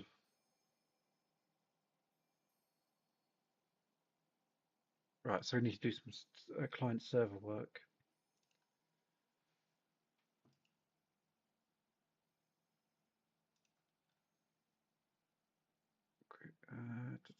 Oh, actually, inventory might be a good one to look at because that has a swapping functionality.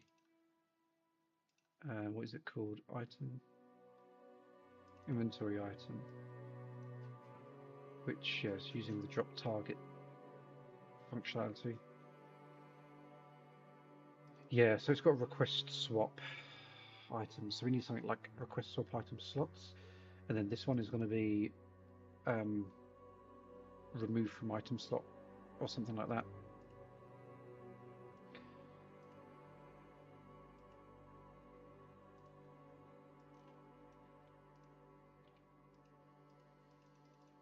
Although the only problem here is that we do need to specify an index.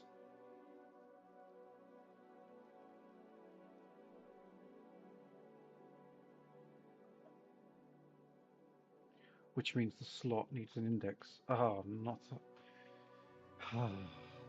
That's a bit annoying, actually. We could have used a dictionary for that. Although, actually, the inventory doesn't use a dictionary for the index, so maybe we can do it.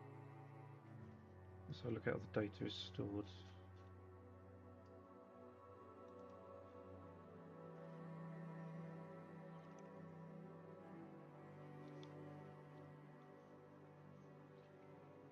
That is interesting, actually.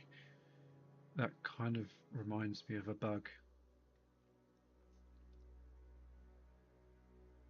Items just going in without any index, and therefore, if I move things around, they're probably going to get jumbled up when you save and load.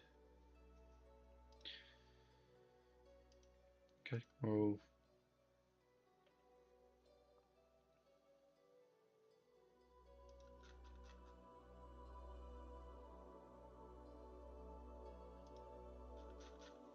let's not do this functionality for now. Let's do the important functionality.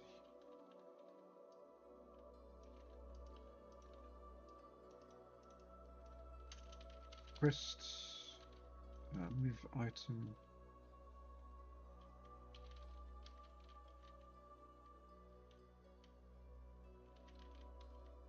Something like that. Request move item to item slot. I really don't know that name, but for lack of a better word.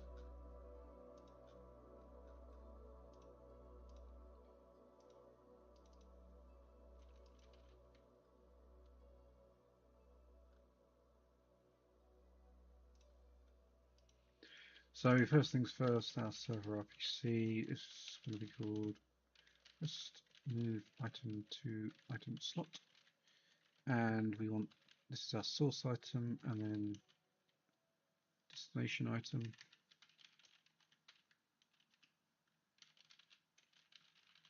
And of course we can pass in the index at some point. I've not really got indexes at the moment, so that can just be ignored. Let's get the item first.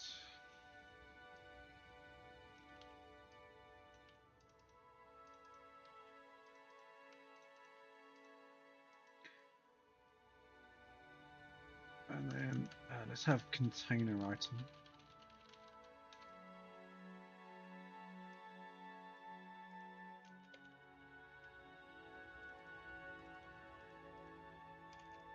So the inventory item. And container item. Just a bit of server-side chicken there.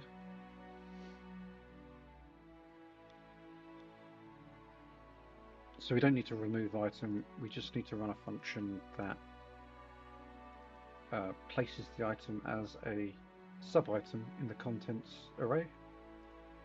And we can do a nice notification, maybe. I don't think it's that important though.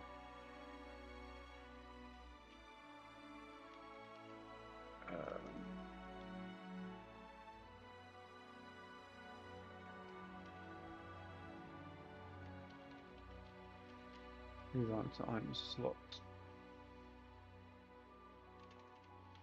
Source item, destination item.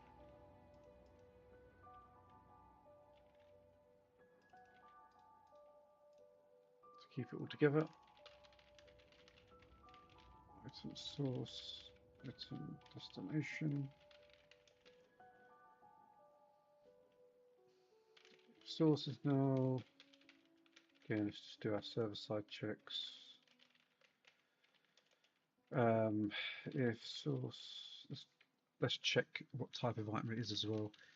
Source.item data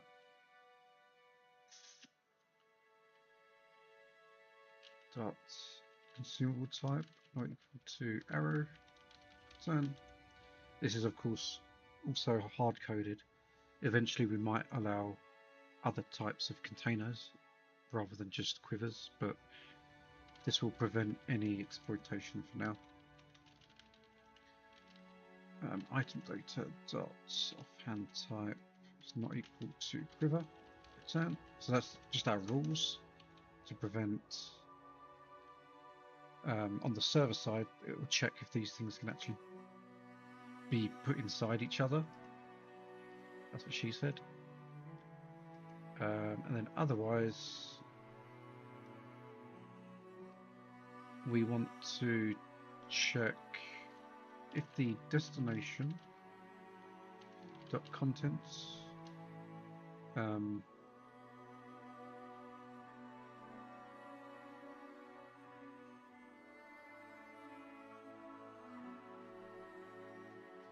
is not equal to null and destination contents level is bigger than equals 3 return, which means it's full. When we start using indexes, we can remove that piece of code. Technically, if I want to swap, although yeah, maybe we'll have a different function for that. I'm just thinking if you want to swap things around in those 3 slots, this would actually prevent the swapping from occurring. But that will just help avoid errors.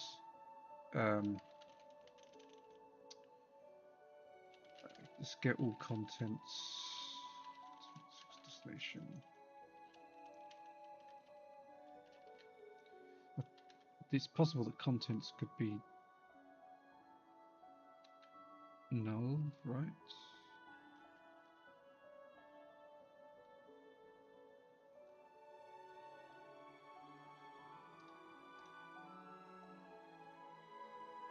Would it be better to use a list here?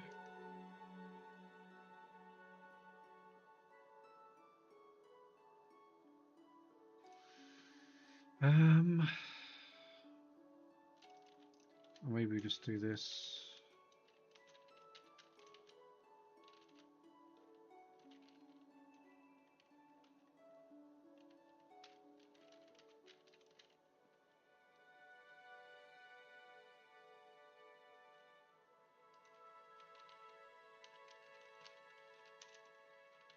Contents.add source item, and then destination.contents is contents.toArray.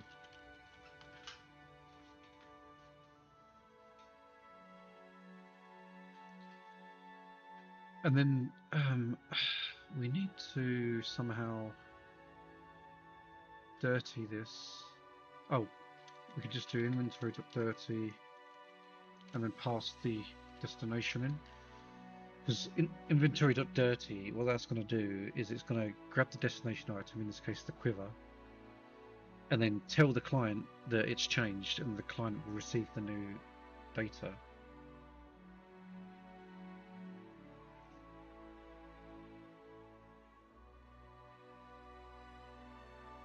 And let's just check the on change for this. I think it already does it, but it should update the equipment as well. Yeah, so if equipment is active, update mannequin. Don't we want it to update items? Here it does, yeah. So that might actually work.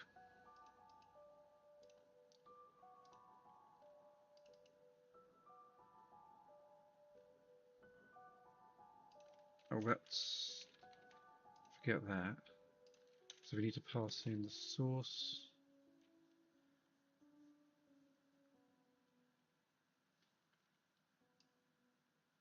So item slot is the destination. And then item is the source. Why did I call it like this? Let's call it dropped item. This is dropped item, and then this is this dot item. Because this item slot is... Oh wait. No, that's wrong. This item slot needs to be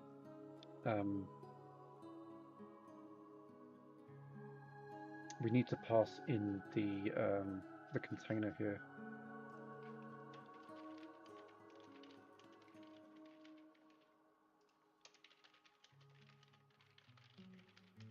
Otherwise we don't have a reference to it.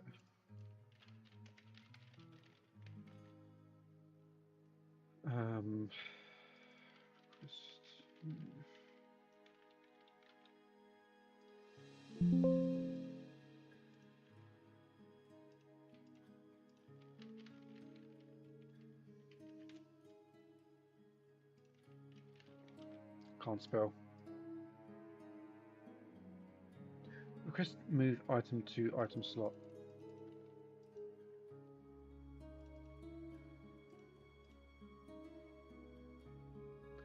And then, okay, index. I'll just pass in 0 for now. And then container item is going to be container item, which is what we specify up here.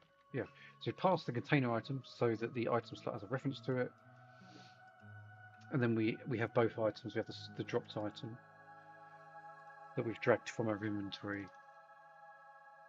We pass up the container item. This tells the server we're trying to make a request to drop something in there. It should then dirty it. Oh, what might also be good before we test, on the inventory, we want to do it the other way. So if we're receiving an item from a UI item slot, it should pull it out. And we'll call it like the move item from item slot.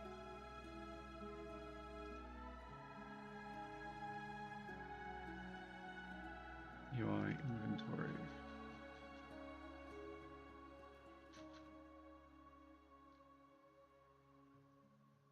So var source item slot equals source object get component UI item slot.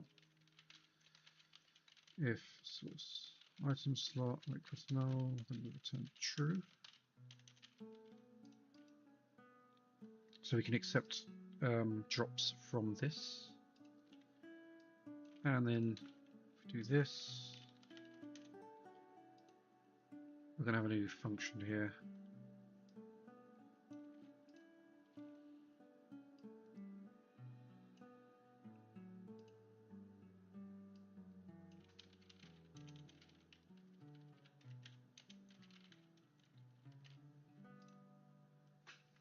And then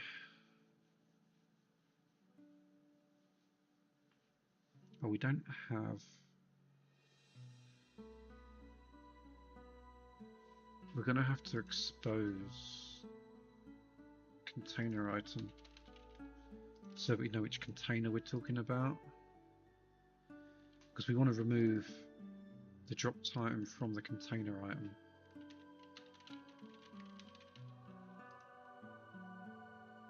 We don't really need an index there. Dropped item is here. So we'll do this.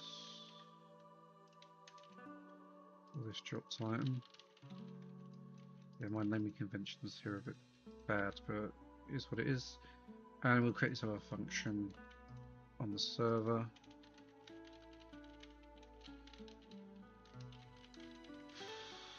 Source item, oh, was it source item? Yeah, it was source item. Then destination item. Actually, that's quite bad as well. Maybe call this container item.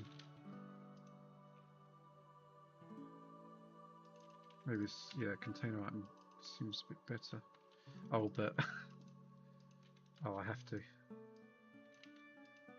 have that server-side check-in because yeah, it's got to check that it actually exists on the server because someone could manipulate the data stream. So yeah.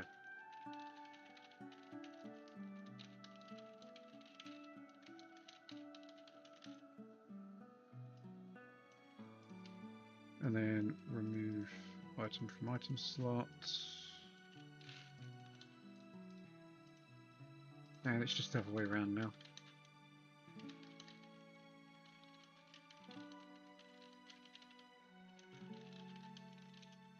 Do animal checks.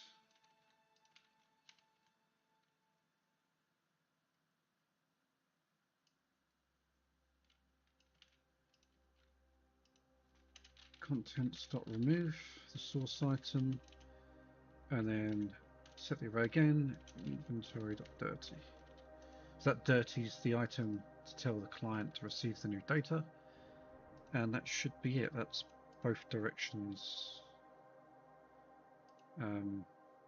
Yeah, as long as that works, I can then log out, log in, see if it saves on the server, on the data source, and go from there.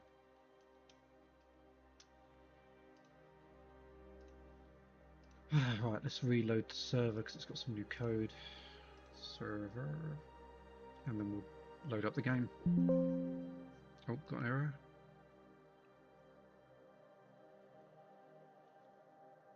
It's going to be another one of these dodgy Unity things, isn't it?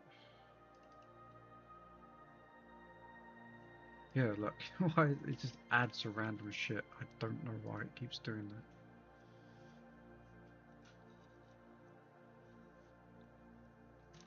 Most annoying thing is it only happens when you try to build because those aren't build ready namespaces.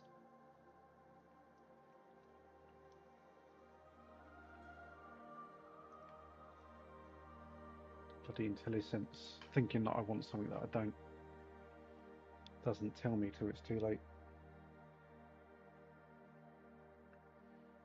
Alright, let's boot up the game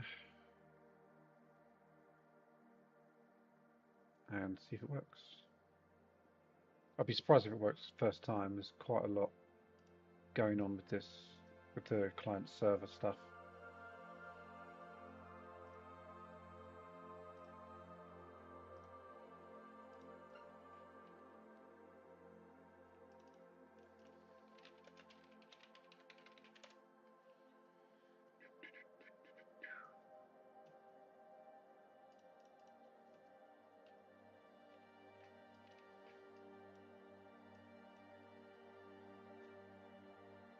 Well, that's a good start. Doesn't drop, doesn't go to inventory. Let's put some iron arrows. Oh, give item. Iron arrows.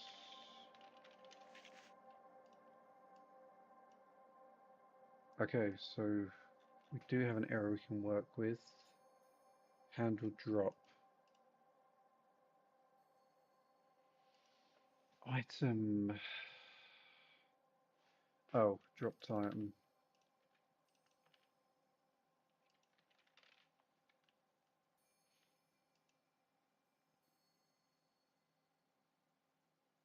That might actually work. I don't know why dragging out isn't working though. It should drop. And then for the inventory, source object.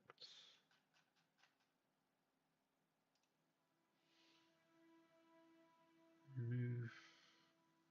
I don't know if we're getting. Oh, we're getting an error on the server. Request unequipped item.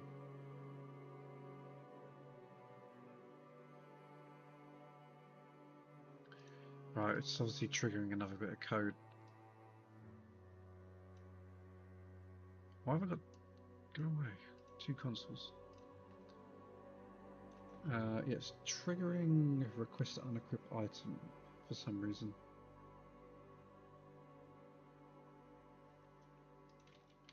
Which is what would happen if you drag something from equipment into inventory.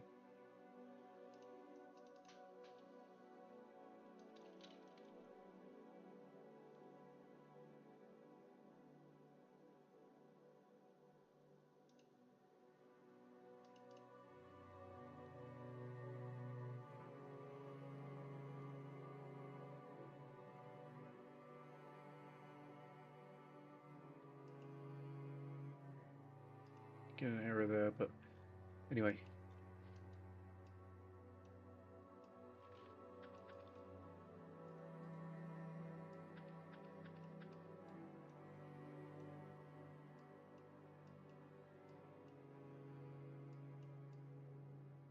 It's not erroring, but it's also not doing anything either.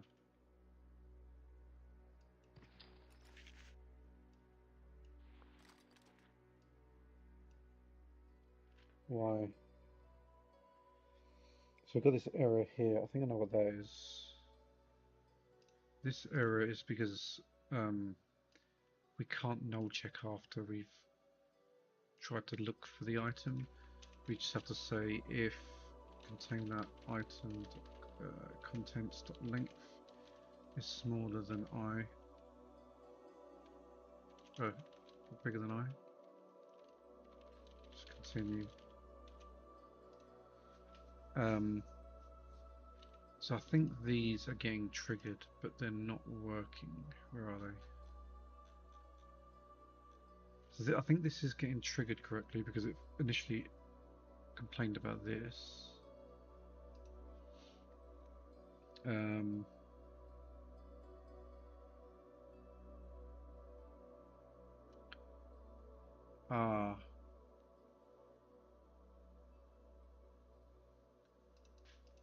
Is it thinking that it's an equipment type?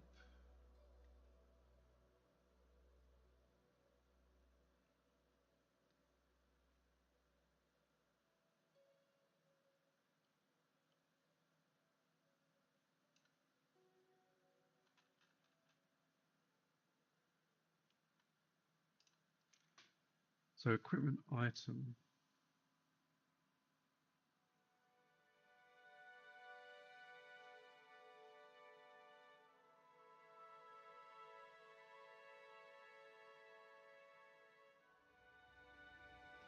Yeah, it's this. Yeah, because yeah. So when we start the drag drop procedure, it asks for a game object of what you're actually dragging, or the source of the thing you're dragging, and to trick it into referencing the correct one, we go over here and reference the game object of the equipment dialog. We don't actually need to do that because item slot has its own functionality, so we just pass in the game object.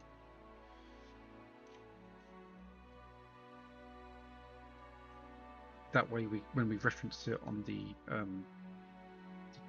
target and the source, we can reference it by its actual UI element, which is important because, like here, for example, we need to be able to reference the container item that item slot is referencing. I think I need to restart Unity because these things down here are really just like inspector errors, really annoying. Right. Oh. Lost my arrows.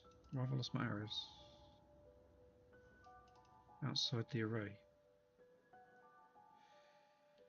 Container item contents length is bigger than I, so if I is 0. Oh wait, that's wrong, isn't it? Contents length -1. So the length is 1, 0. If 0 is bigger than 1.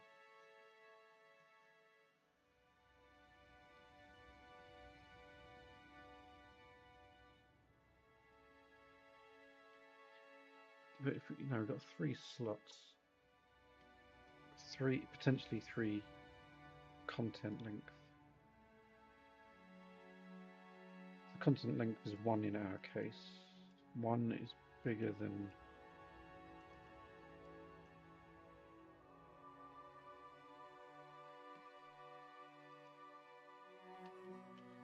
I hate loops. Let's just do loads of switch statements, it'll be so much easier.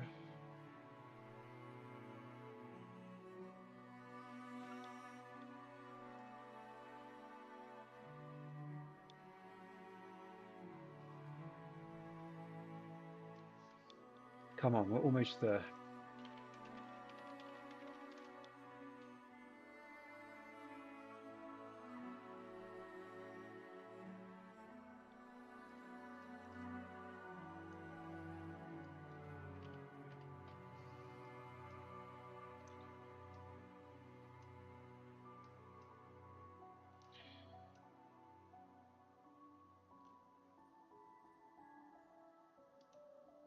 I'm still getting this error. What is wrong with this thing?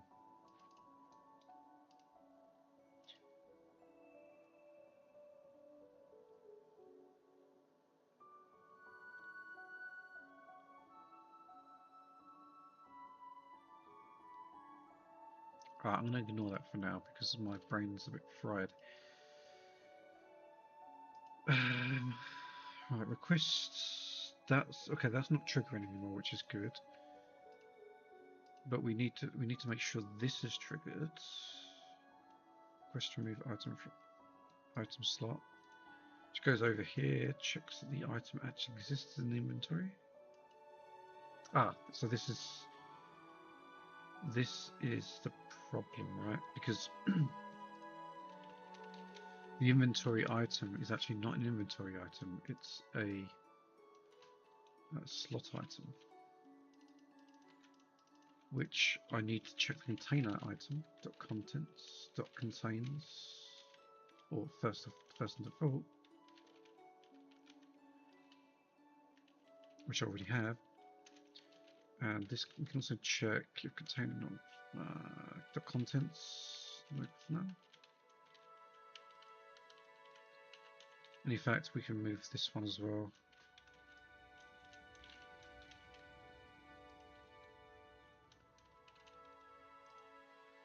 Because the source item does not exist in the inventory here.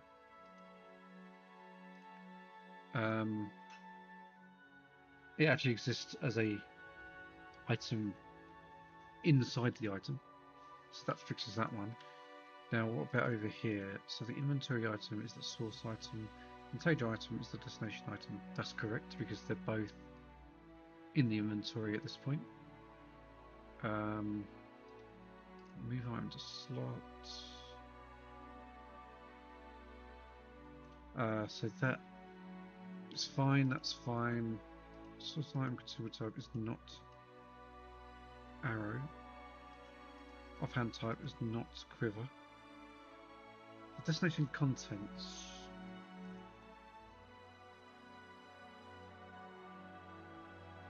Oh. Oh wait, hold on.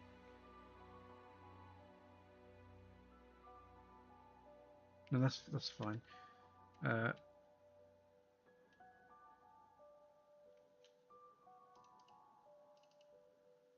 There's something wrong here. It must be. Source item is... We check the inventory. The container item is the destination. That's right.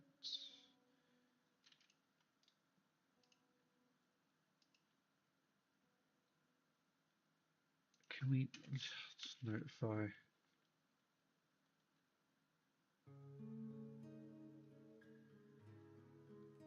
Oh, I've got no like generic notifier.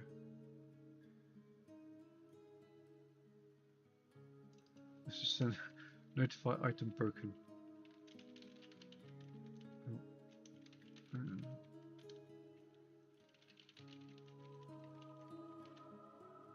I just want to notify the client that something has happened.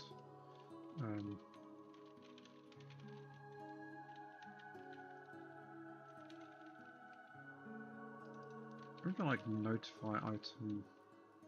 Oh, okay, items repaired.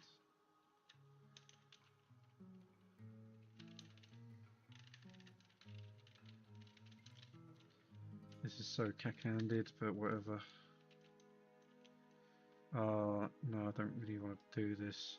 You know what? Notify item. Notify item. Dropped.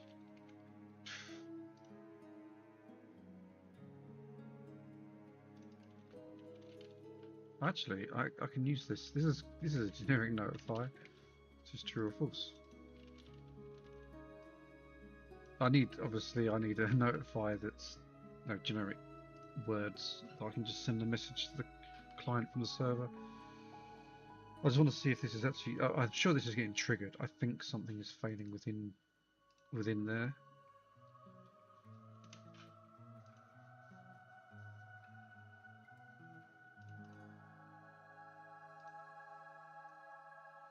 Put the server again. Test it.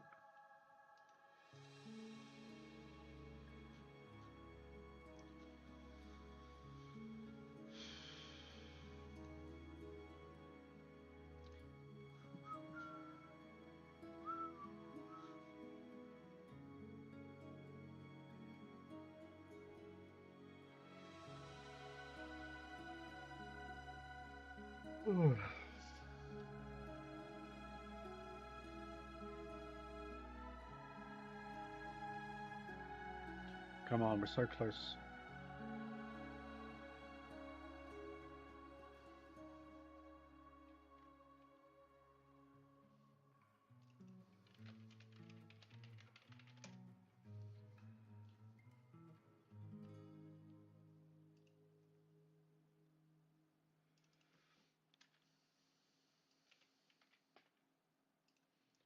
Okay. See what the server says.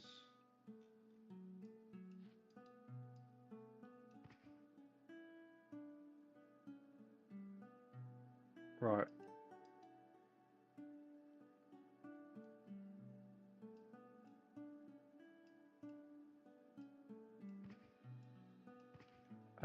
So the normal drop sound is when gold is false. So move item to item slot is failing because of this.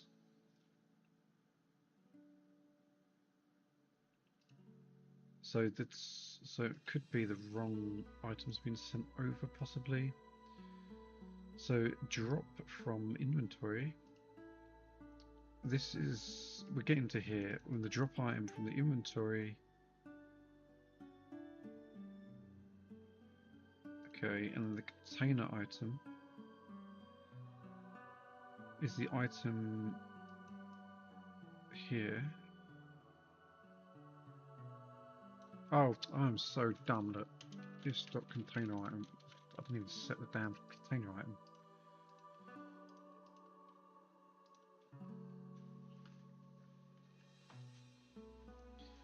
I didn't actually specify. That's why it was coming up as null. It wasn't working the other way though, because it didn't actually make a sound. So for some reason, it's not reaching the server. Oh, because it has to pick up the container item. That's when we made it public. Actually, it might work now. Let's see.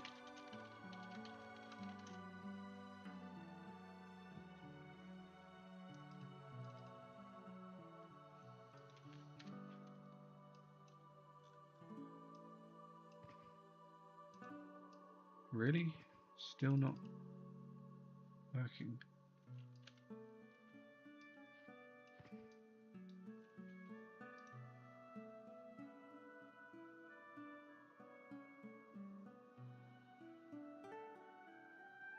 Why? I'm gonna. This needs to be done. I'm gonna send messages.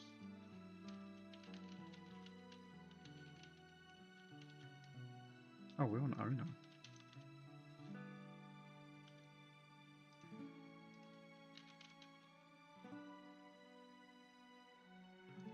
Chat message. just call it notify event or something. Target RPC, exclude server, true. Notify event message. Network connection needs to be in there, and then string message. And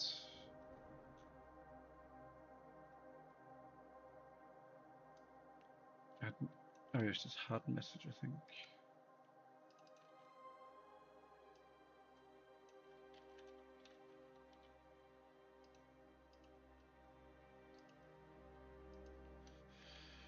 Right, move.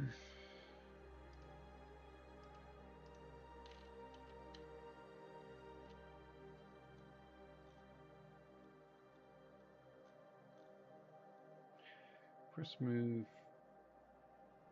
Item to item slot.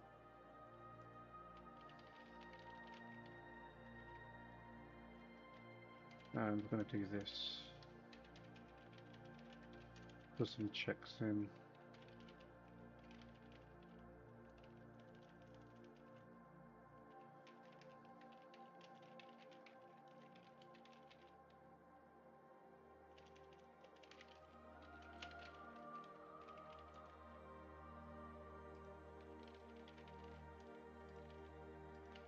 To owner. Right, notify, and then container item doesn't exist.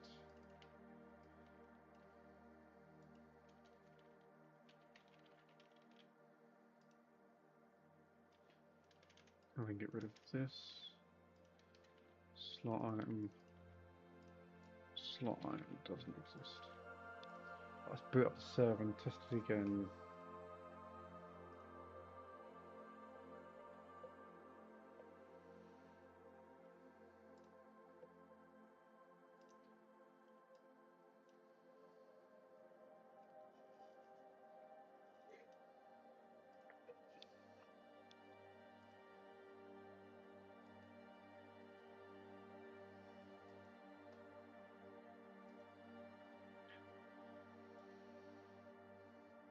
Oh, come on.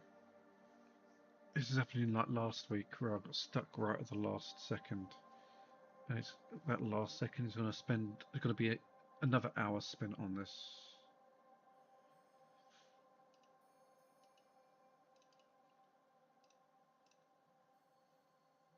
Just can't think what's going wrong here.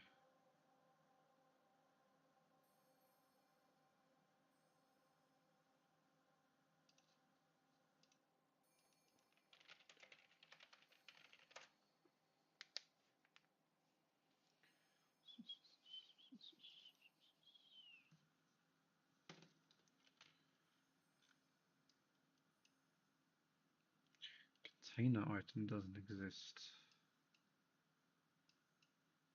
It doesn't even work that way, but container item doesn't exist.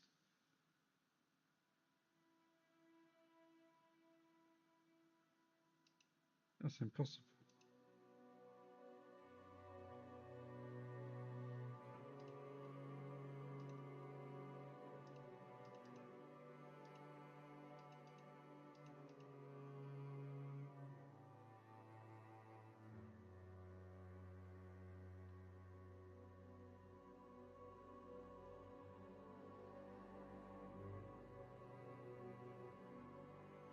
I suppose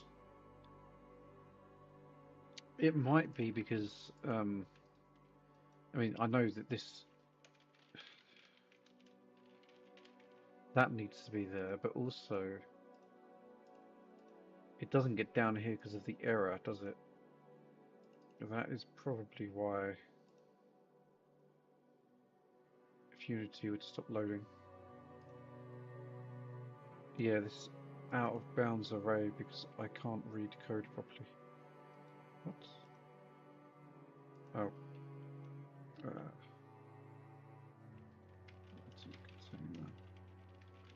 Because even the clear items, as in a clear item is a empty slot. Even the empty slot needs to have a reference to the quiver.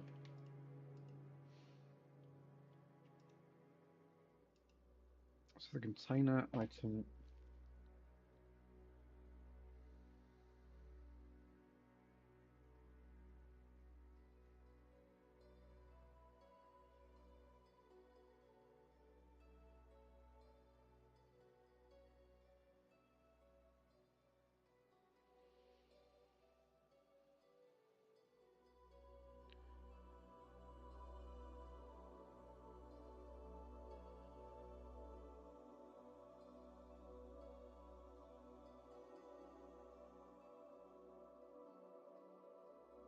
Yeah, we need to run clear item anyway, so we can set the container item.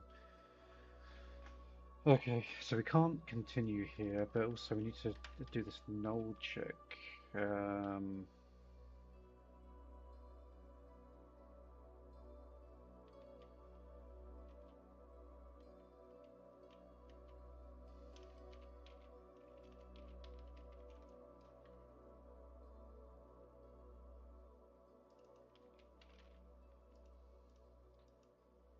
so if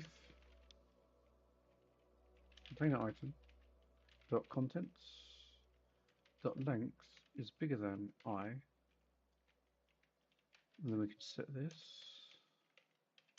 and then we do the if item content not equals to null, then does it, and then it will run this down here anyway. If container item dot length, so if there's one in there, yeah, that's right, because slot 1, which is the second slot, would be contents length, or would require contents length 2, which we know is not true. We can just null that one. Good thing this is all client side anyway, it means I don't have to do any server reloads.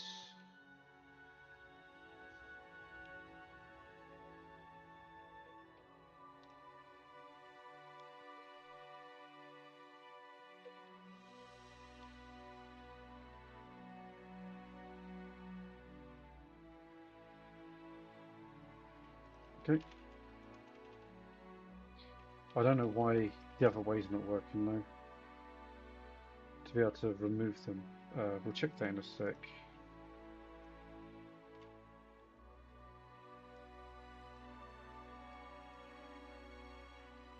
Really still having...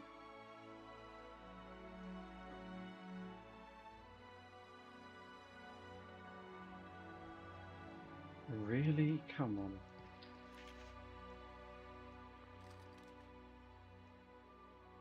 Now nothing's happening. Is it actually going in? Maybe it's just not updating?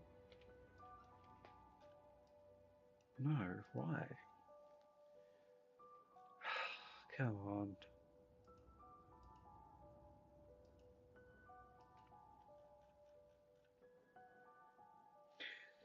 We know it's getting here. We want to request move item. Why am I not getting a message at all?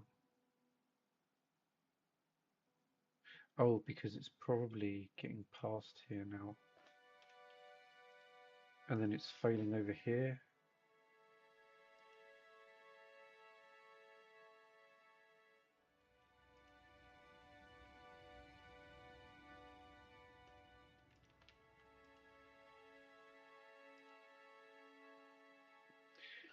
Let's just double check with this.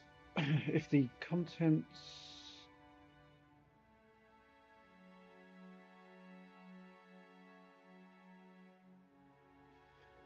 Is that exclusive and... What does 1% mean? It means that if its contents is not null...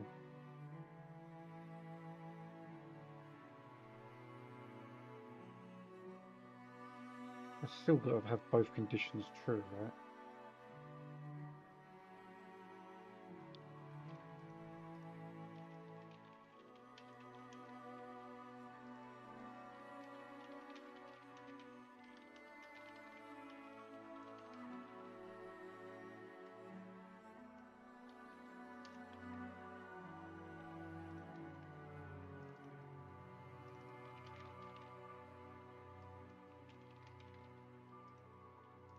Yeah, I'm not sure. I'm going to have to rebuild the server though. Bit annoying, but...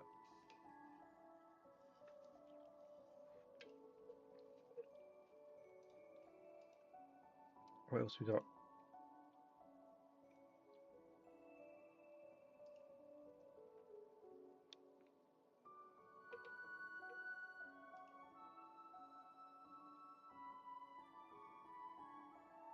Add source. Source is not... not null. Destination is not null. We know this. The source item is not an arrow. The destination is not a quiver.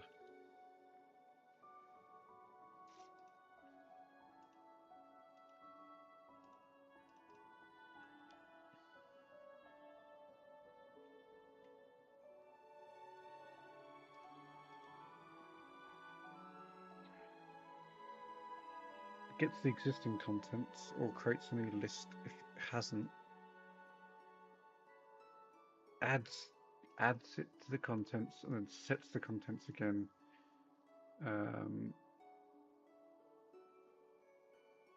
So you know what? We kind of need to dirty all because technically the arrow has now been moved from the inventory. But I suppose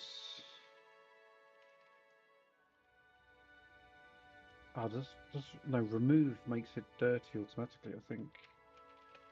I don't think we need to dirty all. I think this removes it.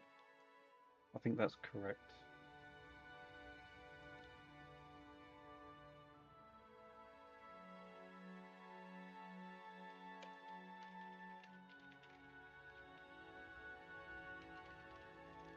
Similarly over here we have to add it back.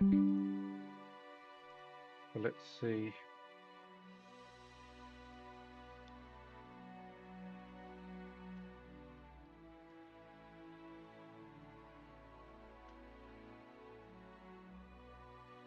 It's complaining about my stochastic shader now. Thanks, Unity.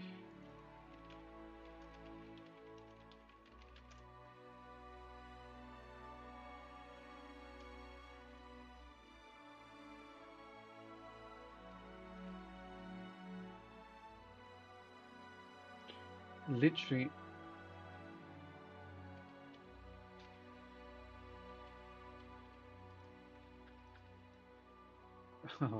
This is so it's trying to. Why is it failing though?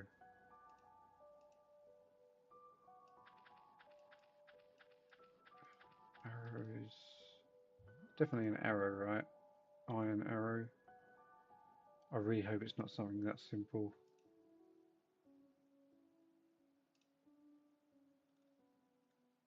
Yeah, definitely an arrow type. And then quiver is definitely a quiver.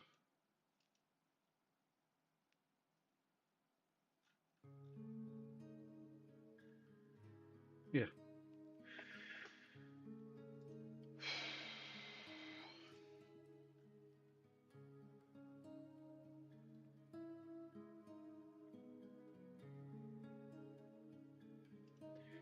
Source is definitely not null. Because these would fail otherwise.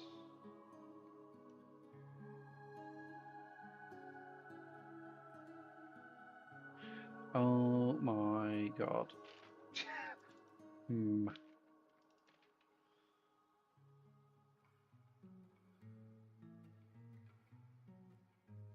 Oh, that's a remove.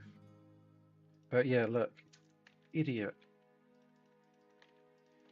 The whole point of checking it up here is because the items that we receive from here are not the exact items. They're just references to client version of the items. That's why we pull them using the unique ID, and we won't actually pass them in here. I mean, similarly, we have to do it over here. So slot item there, and then slot item there, and the container item there. Although I think this one isn't actually getting called anyway, to be honest.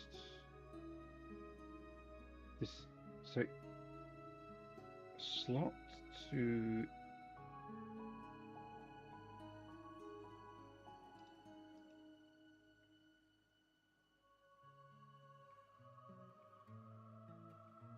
yeah. Why is that not getting called actually? If the item is the dropped object is a dropped item. Alright, we'll worry about that in a minute. was that? That's server code. Ah!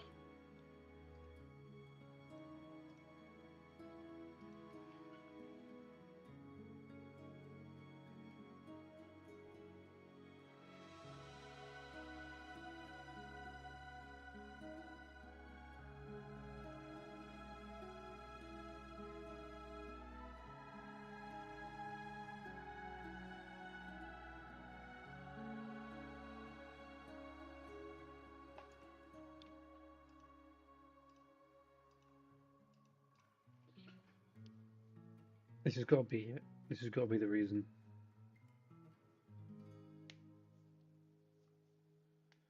And then we can figure out why I can't remove.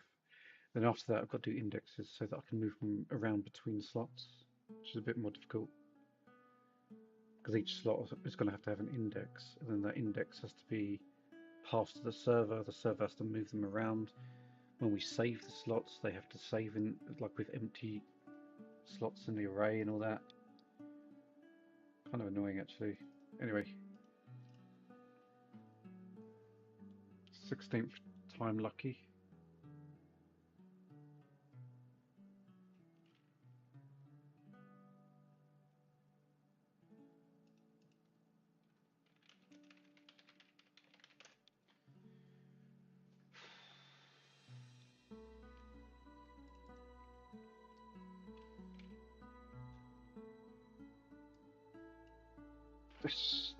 Finally, I just can't remove them. Cool, so I can, or let's just check that it saves. Reload in. Yeah, cool. Finally. So we've got our arrows into our slots. I just can't remove them. So for some reason, if I drag and drop, it, oh, it's like it doesn't register that it's. Oh, but then nor does the drop on floor thing work either, which is supposed to work from here actually.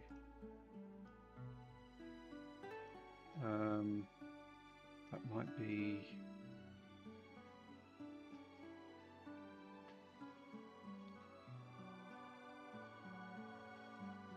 Might be this. Source ID. Yes, source ID is what we're going to use for the index because that's how inventory works. But yeah, nothing here to do with how we handle the empty drop. But empty drop. Ah, okay.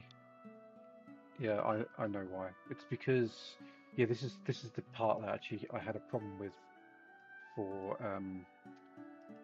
the generics. I couldn't call empty drop on the generic type. It just doesn't like it. It doesn't let you, and unfortunately, it means we've got to do this.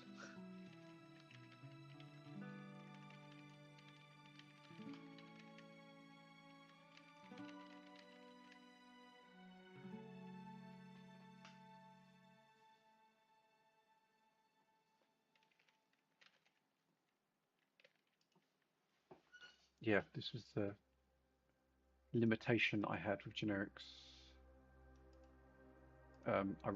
I can't grab iDrag source without the generic type, and therefore I can't just do empty drop directly on iDrag source. So yeah, this horrible piece of code will just have to stay there until Unity allows us to do that.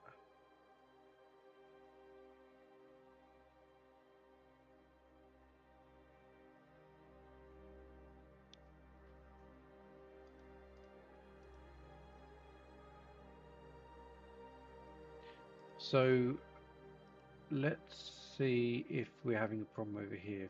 Maybe with can drop.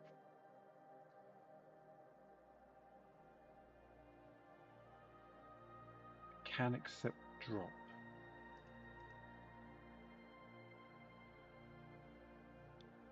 So yeah, we're saying if the source is an item slot, then we can accept the drop. And when we handle the drop, we need to know that the dropped item is of type item. It's fine. And then we run this, which doesn't seem to ever run for some reason.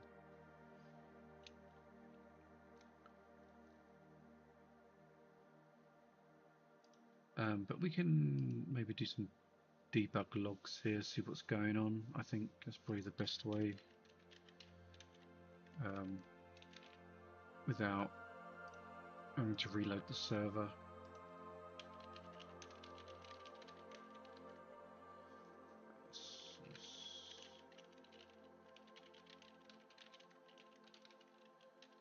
Can accept drop. And this is, well, I mean,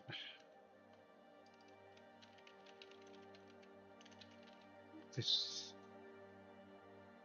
I'm 99% sure this doesn't get hit.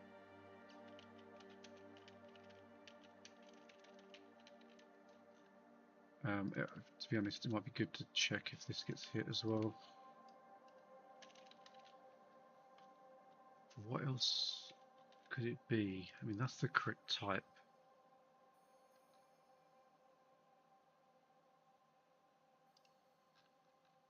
Because we return just game object there.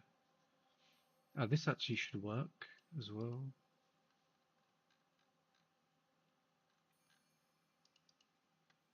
Let's see.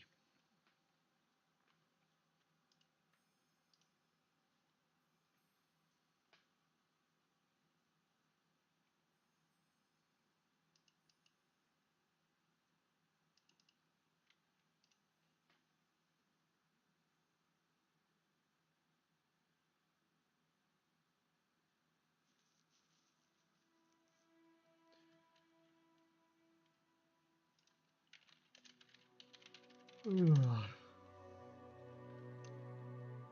tired.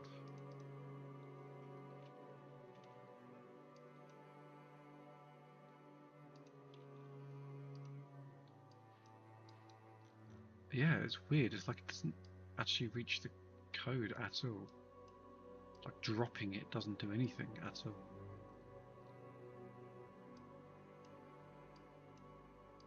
It also ignores the empty drop code.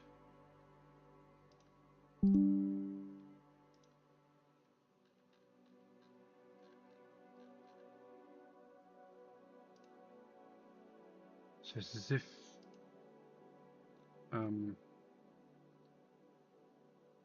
end drag, get drop target,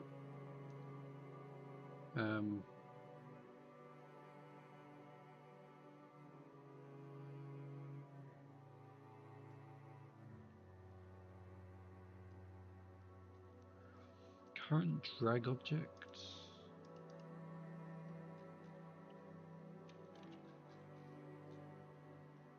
get drag data, returns item.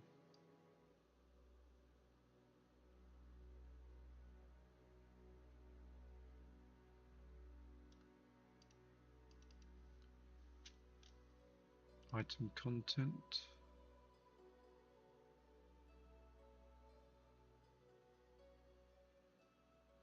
We definitely set the item because visually it shows the arrows. So we definitely know this is getting run. So we know that the item is a not null.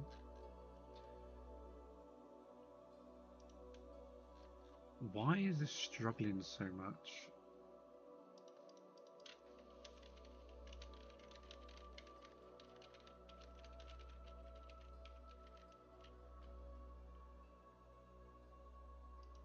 I mean, the drop target, we could probably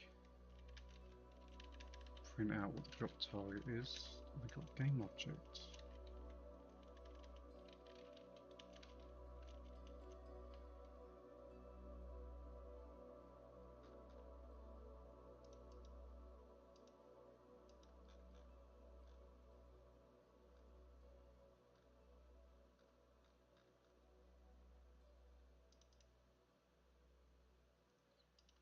Of course, we ain't got anything that can tell us what that is.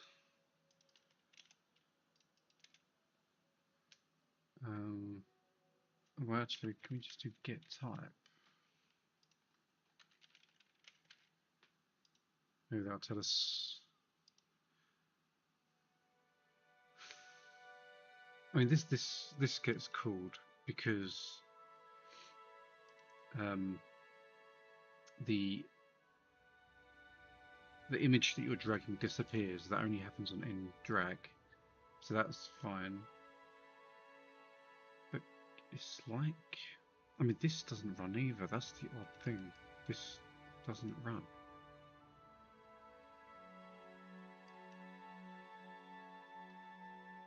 Surely this isn't null.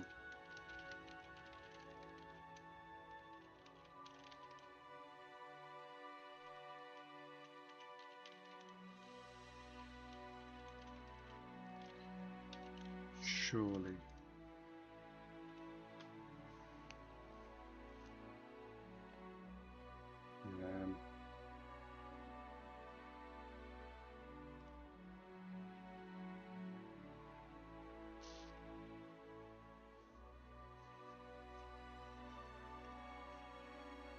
It's something really obvious. I just know it.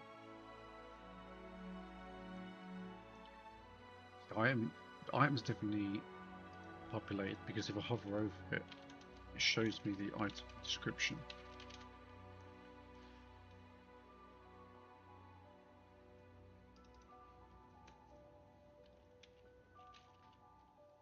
Yeah, item's definitely there.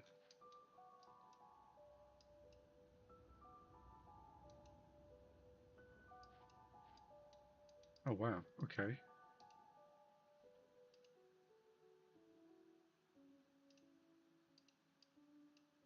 The current drag source is null. Why is it? Okay, well that would explain it. But that only happens when dragging away from here. If I give item would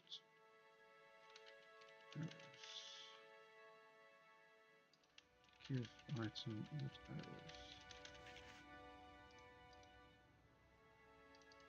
oh, we've got debug somewhere.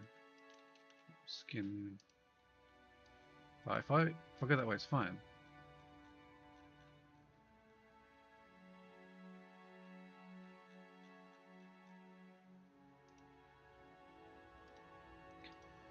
But why is the current direct source null? Let's see. Direct source.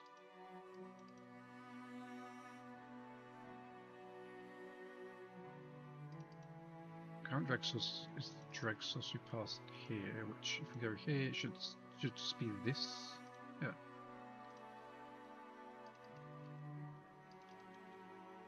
And that only gets reset when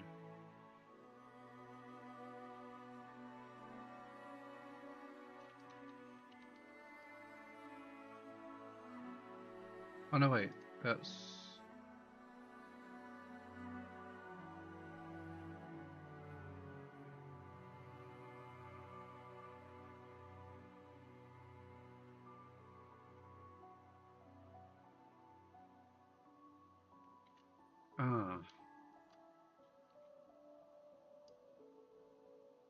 so F means it's not null, but it's not hitting this, which means that handle drop isn't firing.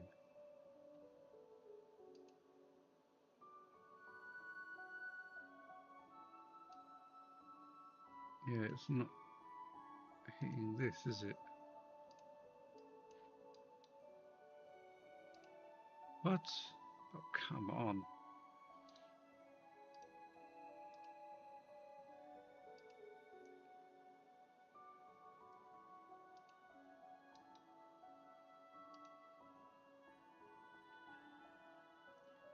Get our drop target, and if the drop target can accept the drop,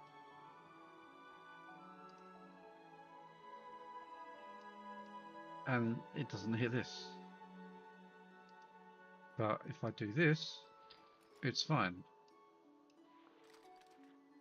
How the hell is that not working?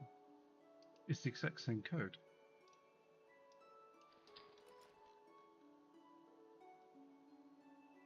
Drop It's true. UI inventory item. Ah, I am.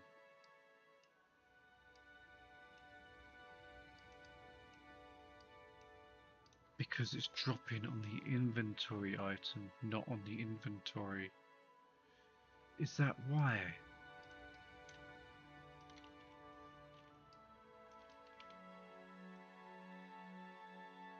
That is really annoying.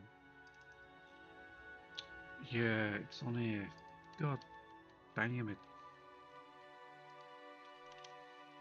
At least I figured it out. Yeah, this code on inventory is actually kind of redundant. Because what you're actually doing is dropping it on an inventory slot, not on the inventory dialog.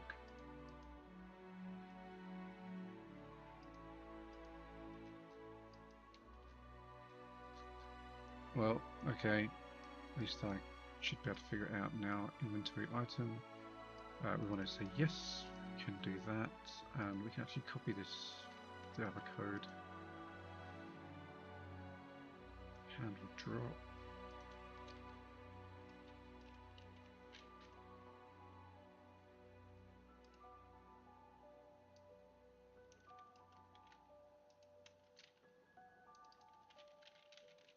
Drop item.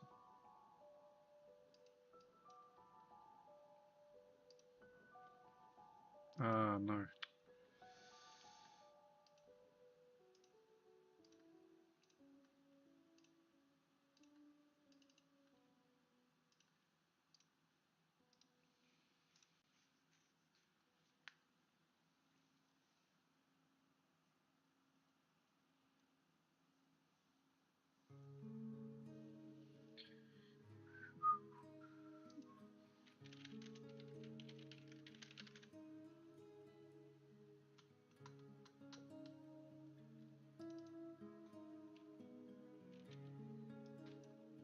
Yeah, yeah. Yeah, that was the issue.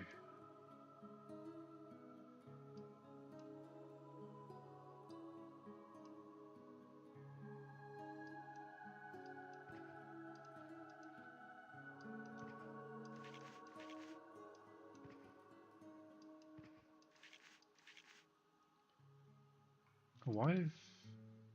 Oh, why is it doing that for? Oh, we got stuck somehow. I think this is because of the way that wood arrows stack, potentially.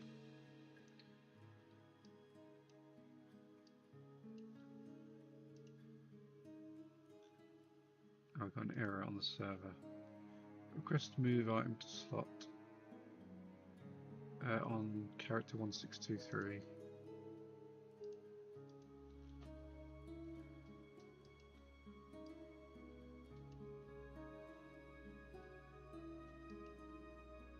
Really?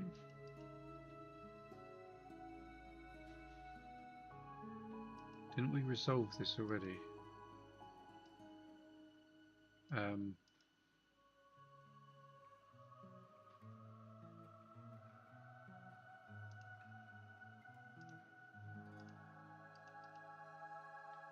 For each slot.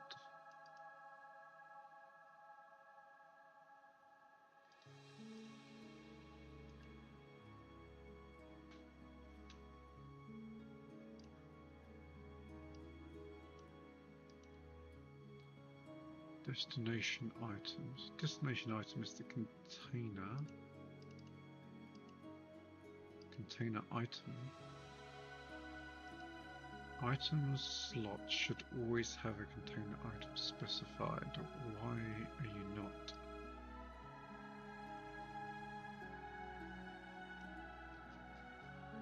We set it null here. That could potentially be the issue. That's on awake. We were always setting the container item here.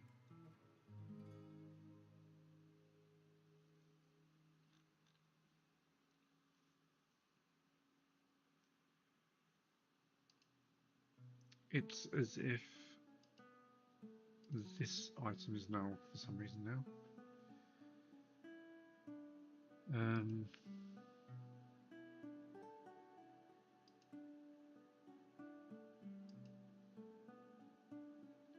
So it could be this. Yeah, I think it's this, because this needs to run irrespective of whether there is contents within the container, because the slot needs to know which container we're actually referencing.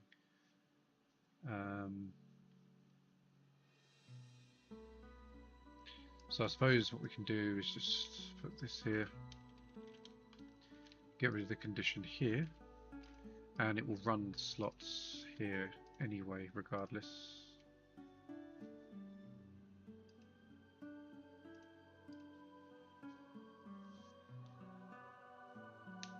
At least it's working. I think the last problem is having the same arrow in two different slots. So when you pull them out, is it getting confused somehow? I mean, we can test it. I'll test it now.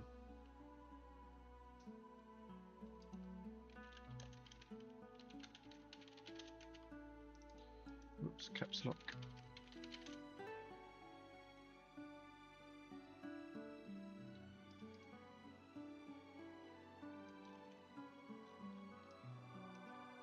Right, so that goes in there, it can come out again.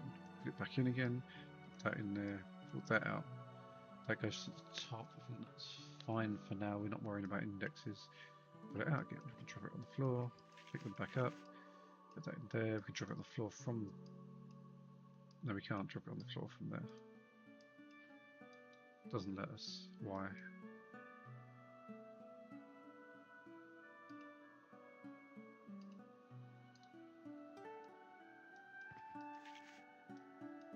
Did we stop that from happening? Let's right, give item wood arrows temp. So if we add another set of wood arrows, we now have 2 lots of wood arrows. Take that out. Take that out.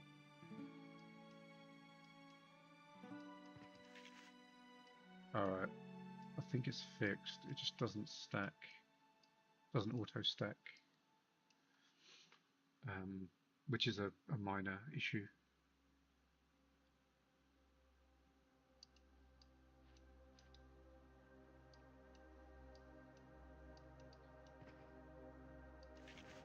The only thing I would like is for this bloody drop thing to work. Why is that not working?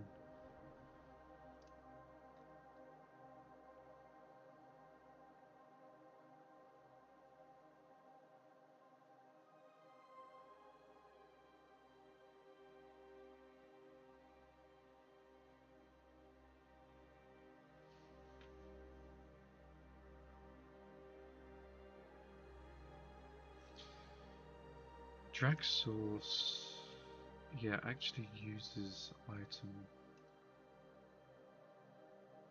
Oh, I see. Yeah. Because drop item's not going to. I mean, it will run, but because the item isn't actually in the inventory, it's not actually going to work.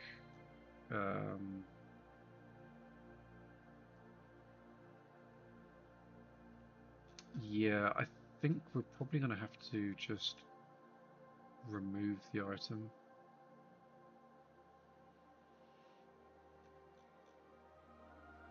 Because we're going to have to create another function. I don't really want to, you know. I think we just got to do this.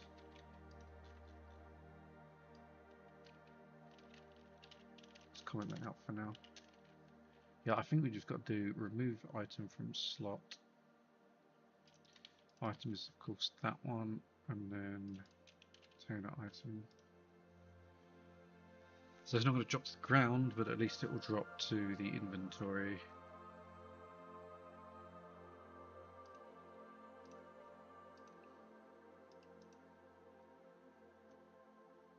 And this is wrong here, because it is a drag source of generic item. We don't have drag source of the UI type.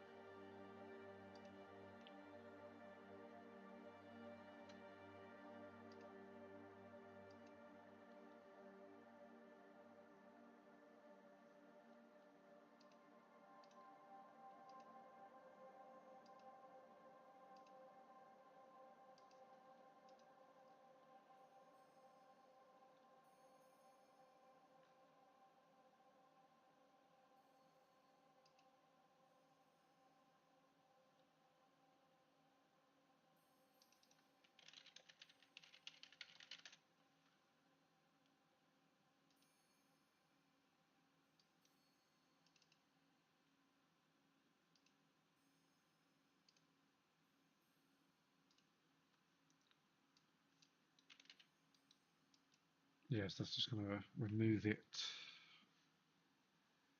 So yeah, I think that works kind of fine. Need to get it so we're moving these around. I need to show the quantities on here, and I need to be able to select them as well. And I want to do that with hotkeys.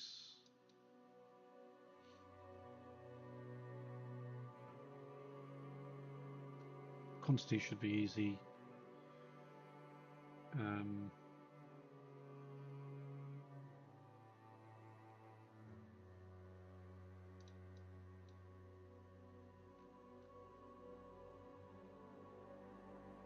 I think if we haven't got a quiver equipped, it will just do the OG way of arrow selection and just select the first arrow.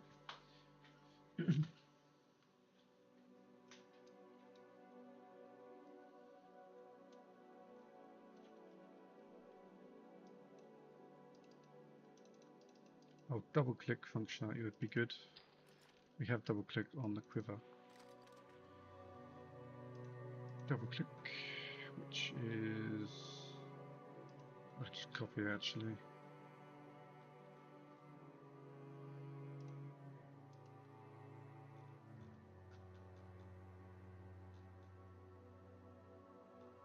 And pointer click. It's probably actually there because I copied it earlier. It's just got to unequip the correct item.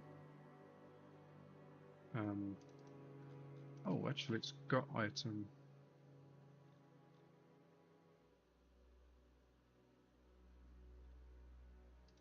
Oh, of course, because if we double click, we don't want to use it because it's not in the inventory.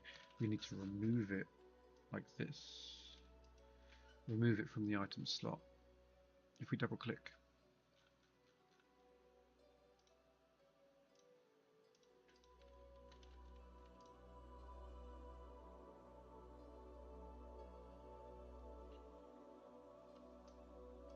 Oh, what was that? Yeah, I've got to remove all these as well. So these test notifications. Don't need those anymore.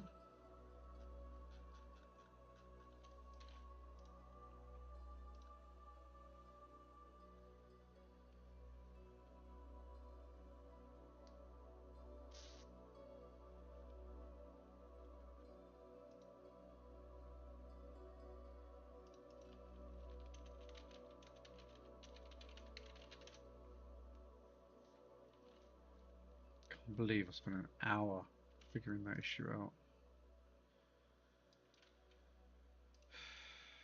Yeah, so those work. Good to be able to double click on these and equip them the other way, but that's, yeah, it's going to be quite complex because it's going to have to know what type of item you've double clicked on, if you've got a quiver, if it's got some space left. But we can get there eventually.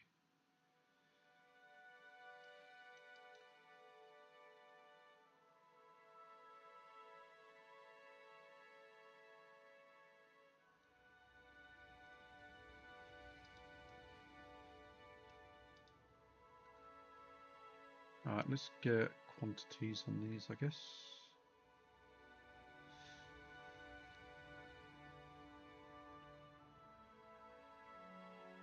Oh, that's going to be a tough one. So the quantities updating dynamically, it works for like these items. If I click this hammer, it updates the UI because that is a sync list, and the sync list gets updated automatically by the networking solution. But with these aren't in a sync list.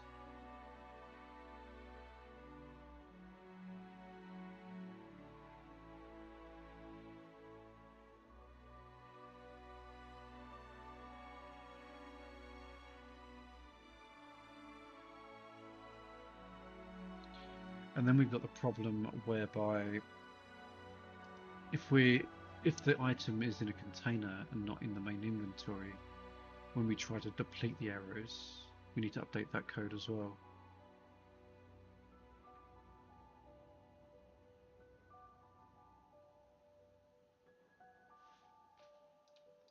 So I suppose what we could do is we could dirty the container, and if we dirty the container, it's going to trigger the cascade the update down to the UI, I think.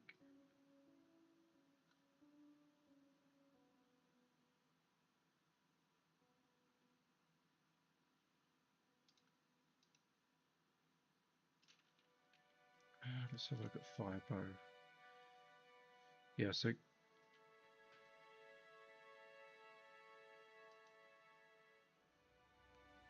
yeah, here's where we're going to start seeing some code rewrite. It's like we need a function that finds the item even if it's in a container. Although fortunately with arrows, they're the only thing you can put in a container at the moment.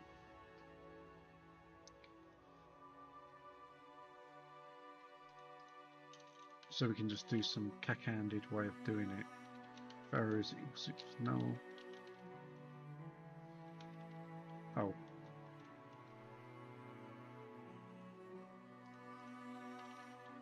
Item arrows is null. Let's get rid of this.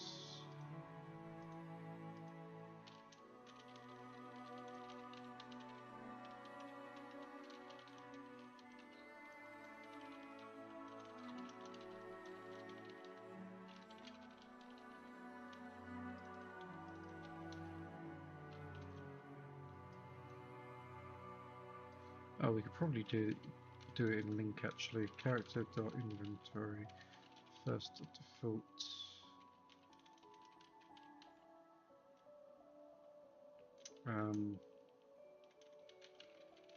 Where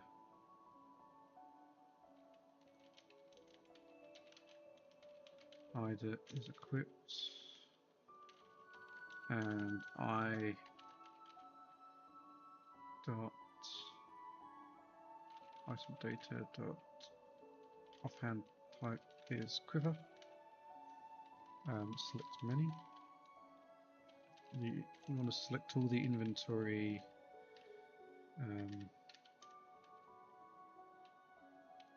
contents.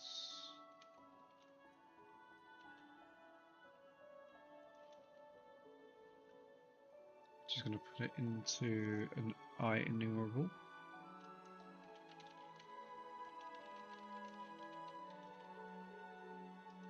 And we'll just do first to default for now. Put it into the arrows array, arrows variable, and then it falls back to. So we check in quiver. We fall back to the inventory. Just get the first to default from there.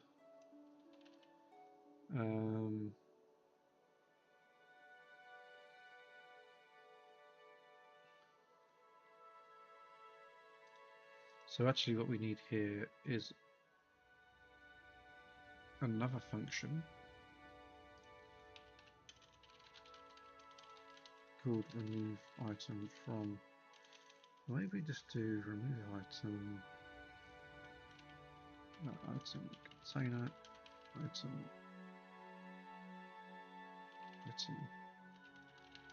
quantity. So if container is null, then we just do remove item quantity. else.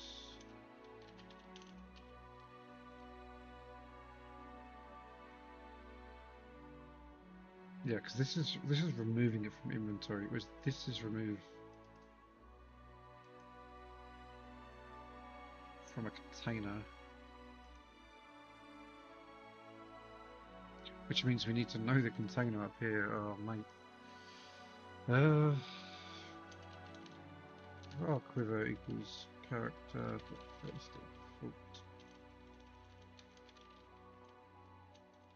Inventory first default. I is equipped, and item data offhand type is quiver. So if quiver equals to null, then this is a little bit simpler.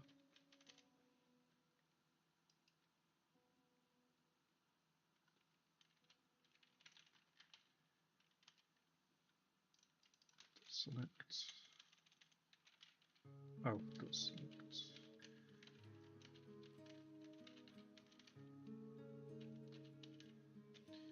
Let's tidy this up. Quiver contents now. Quiver contents length one bigger than 0. Then we get the first arrow from there, I guess.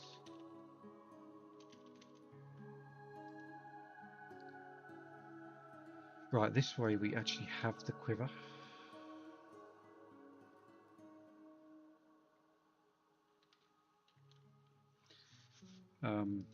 But if the container is null, it will just fall back to the remove item function. Otherwise, we want to lower the quantity.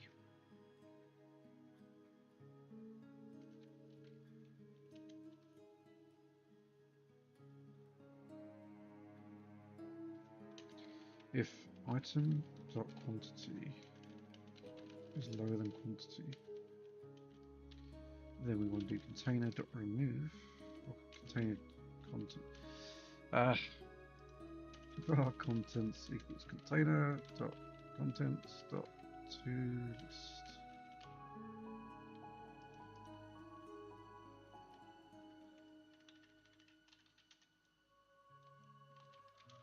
Container.contents equals null, return.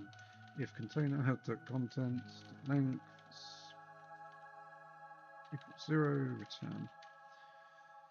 Right, so we're going to put it into a list. We're going to then say content.remove item. Next check.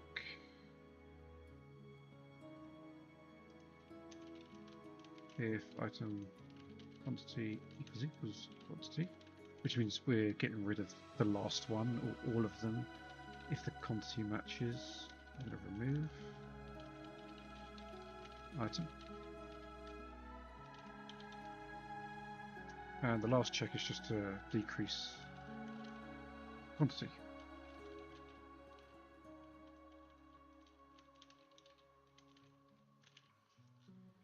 And then we dirty, but in this case we're going to dirty the container.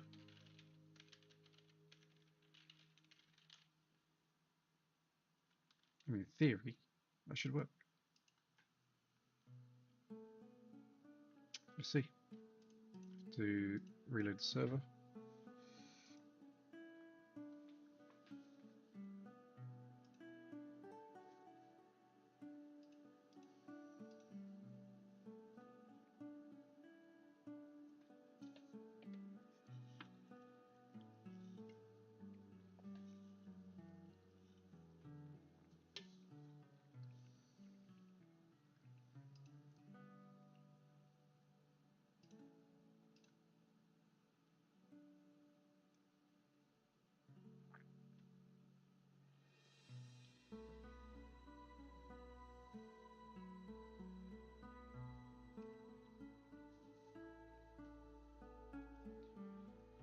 Got a very interesting mechanic for the spell books as well that I want to do, which is going to be just as complex. You'll be able to add pages to your spell books to unlock new spells, or give you other abilities or improved spell books.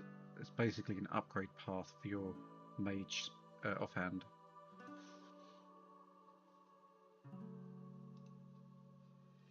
That should be quite an interesting, in-depth mechanic for mages, because they can carry around multiple spell books and adapt to situations.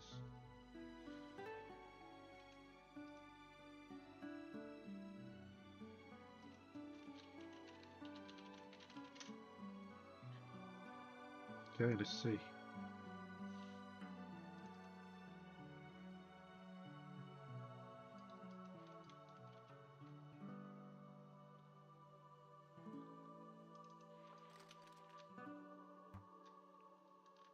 No, it thinks I've got no arrows. Really?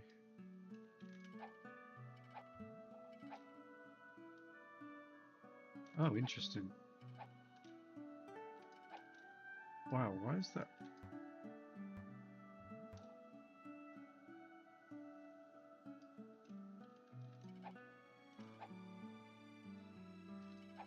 What are you firing, bro? Nothing.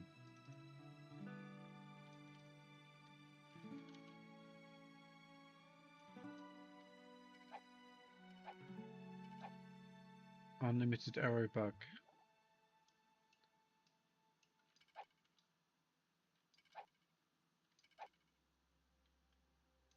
See, that's...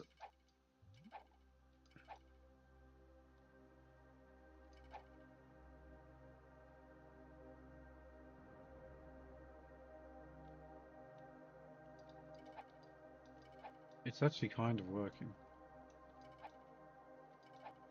Doesn't like that iron arrow there. Oh, of course. I know why. Because the removal isn't updating.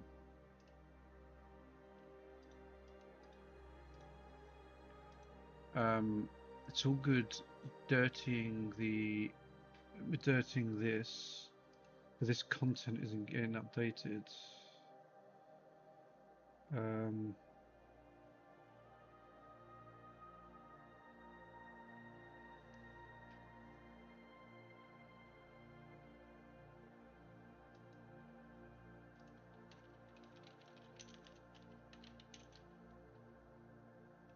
Yeah, we've got to set this back.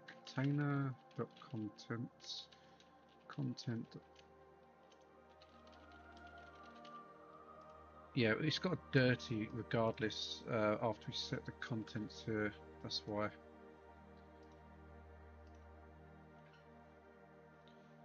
Otherwise, only the server knows about the change, but hasn't updated the client. It also hasn't updated on the server if we remove an item from that list. In the case of the arrow completely exhausting, which is why we're stuck at 1.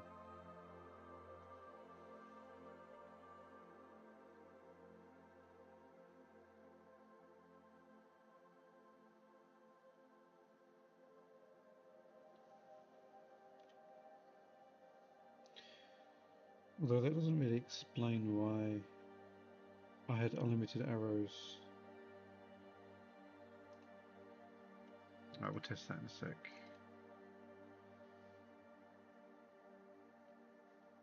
That might just be because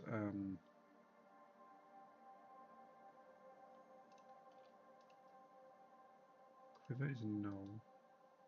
Oh.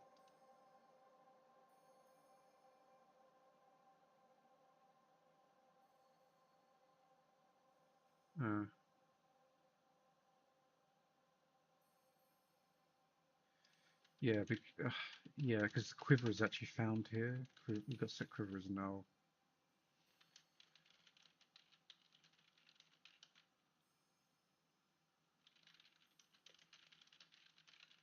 I don't like that we have to do that. Maybe that needs a bit of TLC, make it flow a bit better, but it'll work.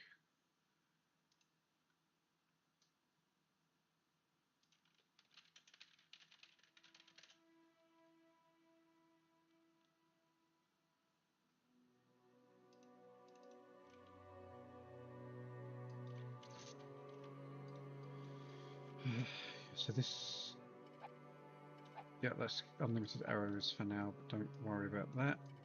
Right, that's gone. Nice. Oh wait.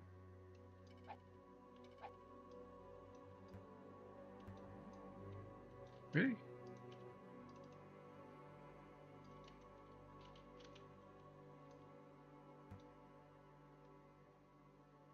Huh.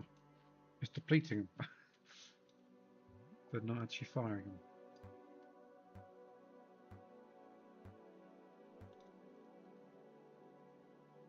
How weird.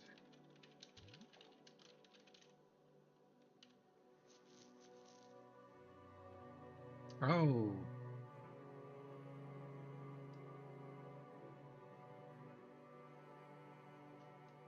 Didn't realise the client is checking for arrows as well.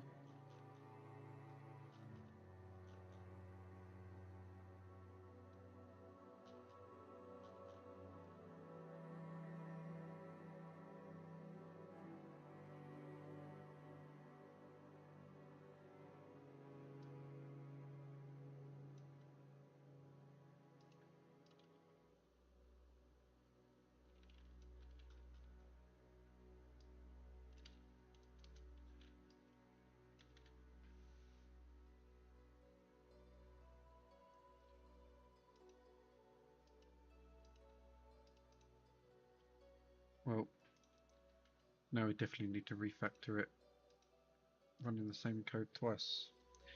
I'm going to restart the server one last time and then call it a night.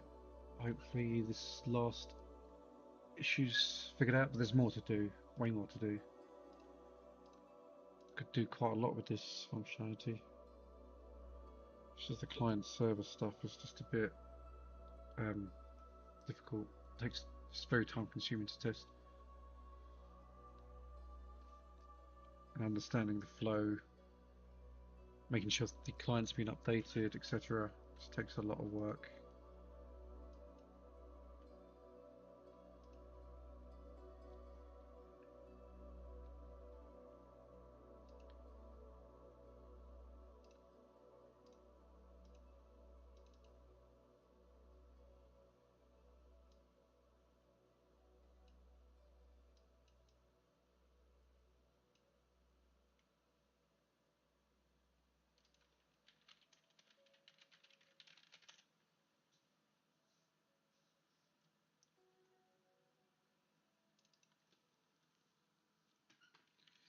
Okay.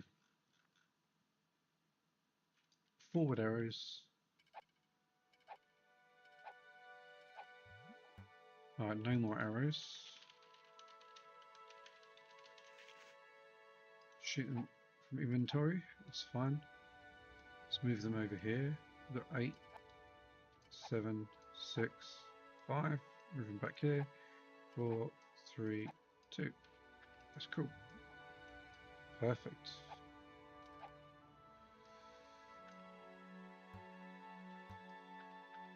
That is perfect in the schlag.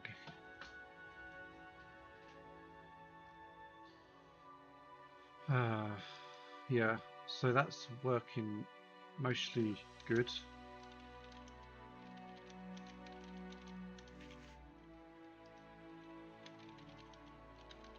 Let's check that if we've got one in the in here, one in here. Okay, that's fine. Let's make sure if we log out, log back in, it saves it. It's good. Put that there, take that out. It's 10 in there, 5 in there.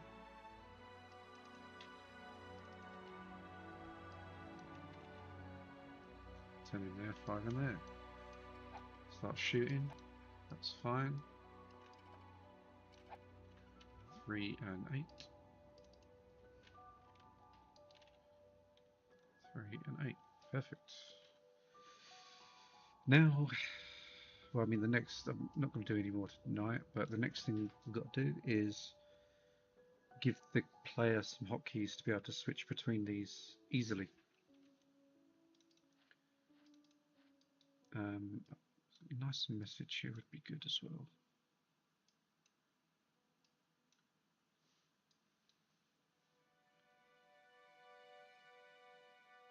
And also, it would be good potentially to see, depending on which one you've selected, we can actually start putting it in our modifiers for archers.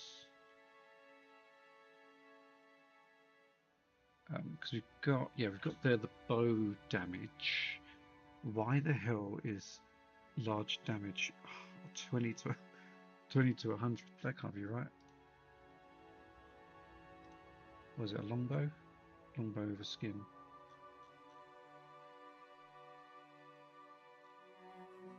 What? Okay. Yeah, 1 to 7, that's correct. We got 1 to 9. How?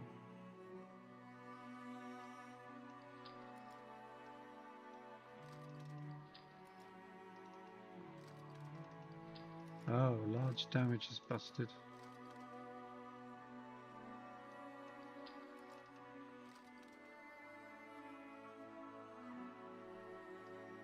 It's not updating, is it? That's fine. That's I can write that bug down, but 1 to 9. I don't know how it's saying 1 to 9. Yeah, it's not the hero bonus. It's bonus damage, not base roll.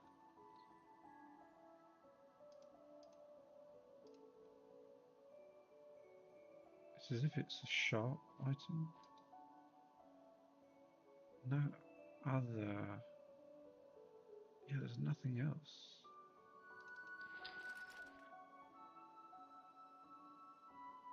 Oh, I'm stupid. Oh, no, I'm not stupid.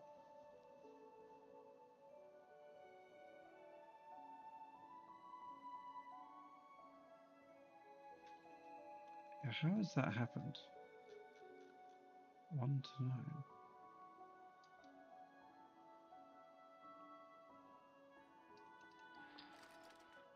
5 to 38 on the hammer. That is battle hammer, right?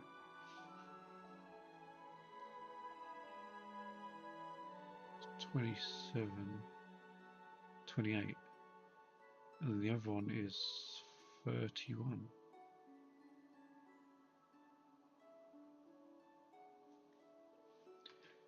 I don't know how that's happened. I mean, they're both broken. 5 to 38 is wrong, because like on this one, small damage should be 27 plus 1, 28. And then large damage is 30 plus 1, 31.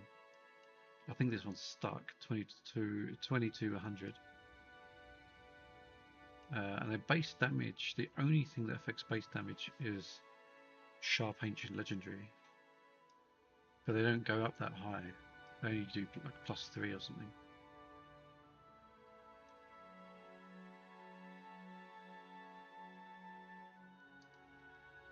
Let's have a quick look at that because I'm curious now.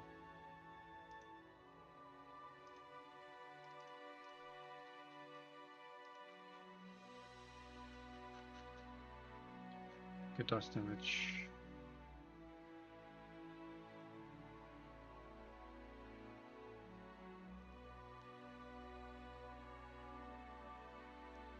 So if it's Sharp Ancient or Legendary, we add some sides.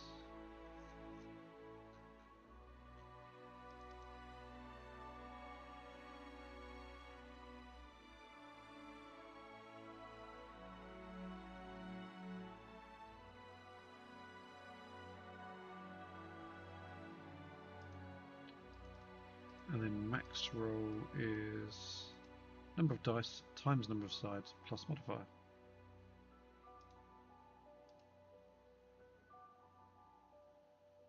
Yeah, that doesn't work. It's Flamberg. 222, 2 to 30. and then 2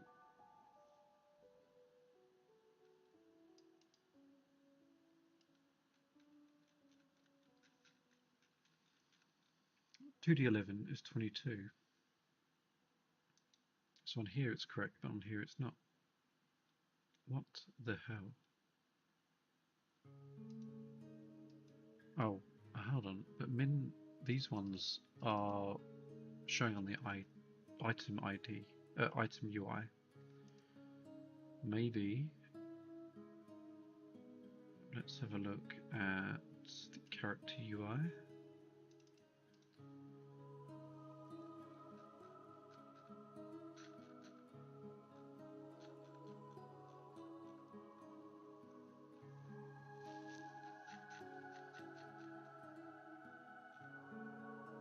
Really damage small value.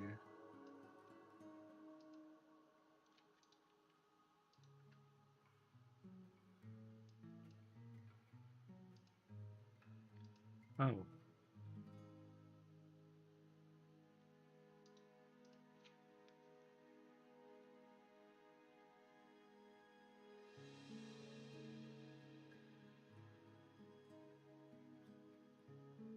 Why did I change that?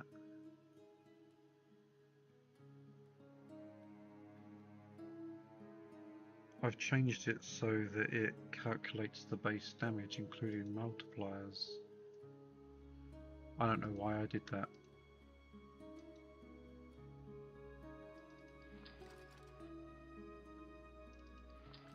But yeah, I can't. That's gonna confuse players because bow. I mean, the only way to do it really is to have the hover over here. Otherwise, they're just gonna get confused. And yeah, the large. I mean, that's just because of this, I guess.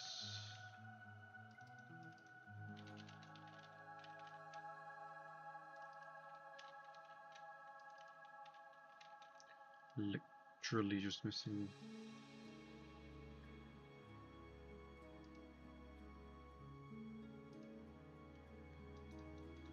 Anyway, I think we'll leave it there. I think we made quite good progress with quivers.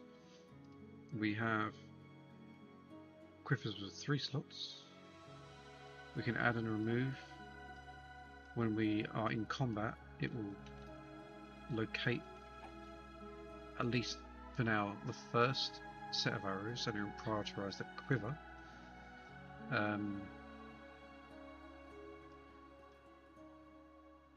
I wonder if bow draw speed only works if the arrows are in the quiver. Is there any advantage to it? I think, I mean, mechanically it doesn't really matter as long as I've got it equipped, but realistically it should be in the quiver to take advantage of that bow draw speed.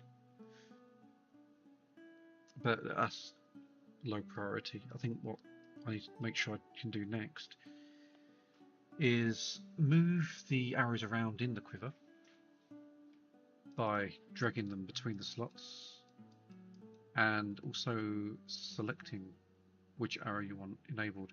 And I want to do it without having all of this junk loaded. It should be some sort of key on the keyboard. Oh, Q is crafting. Maybe we change that.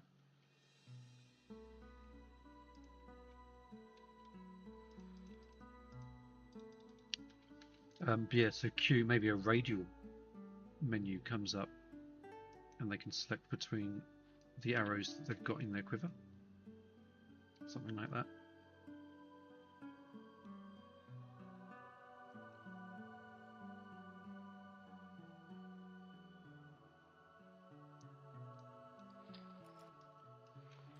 The quiver also kind of acts like a protective item. But I suppose it swings and roundabouts really, because if you die and drop your quiver, you're going to lose all the arrows in the quiver as well.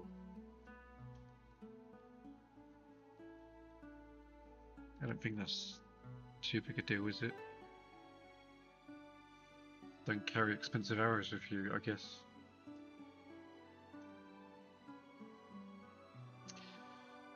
Anyway, gonna call it a night there. We've done quite a lot.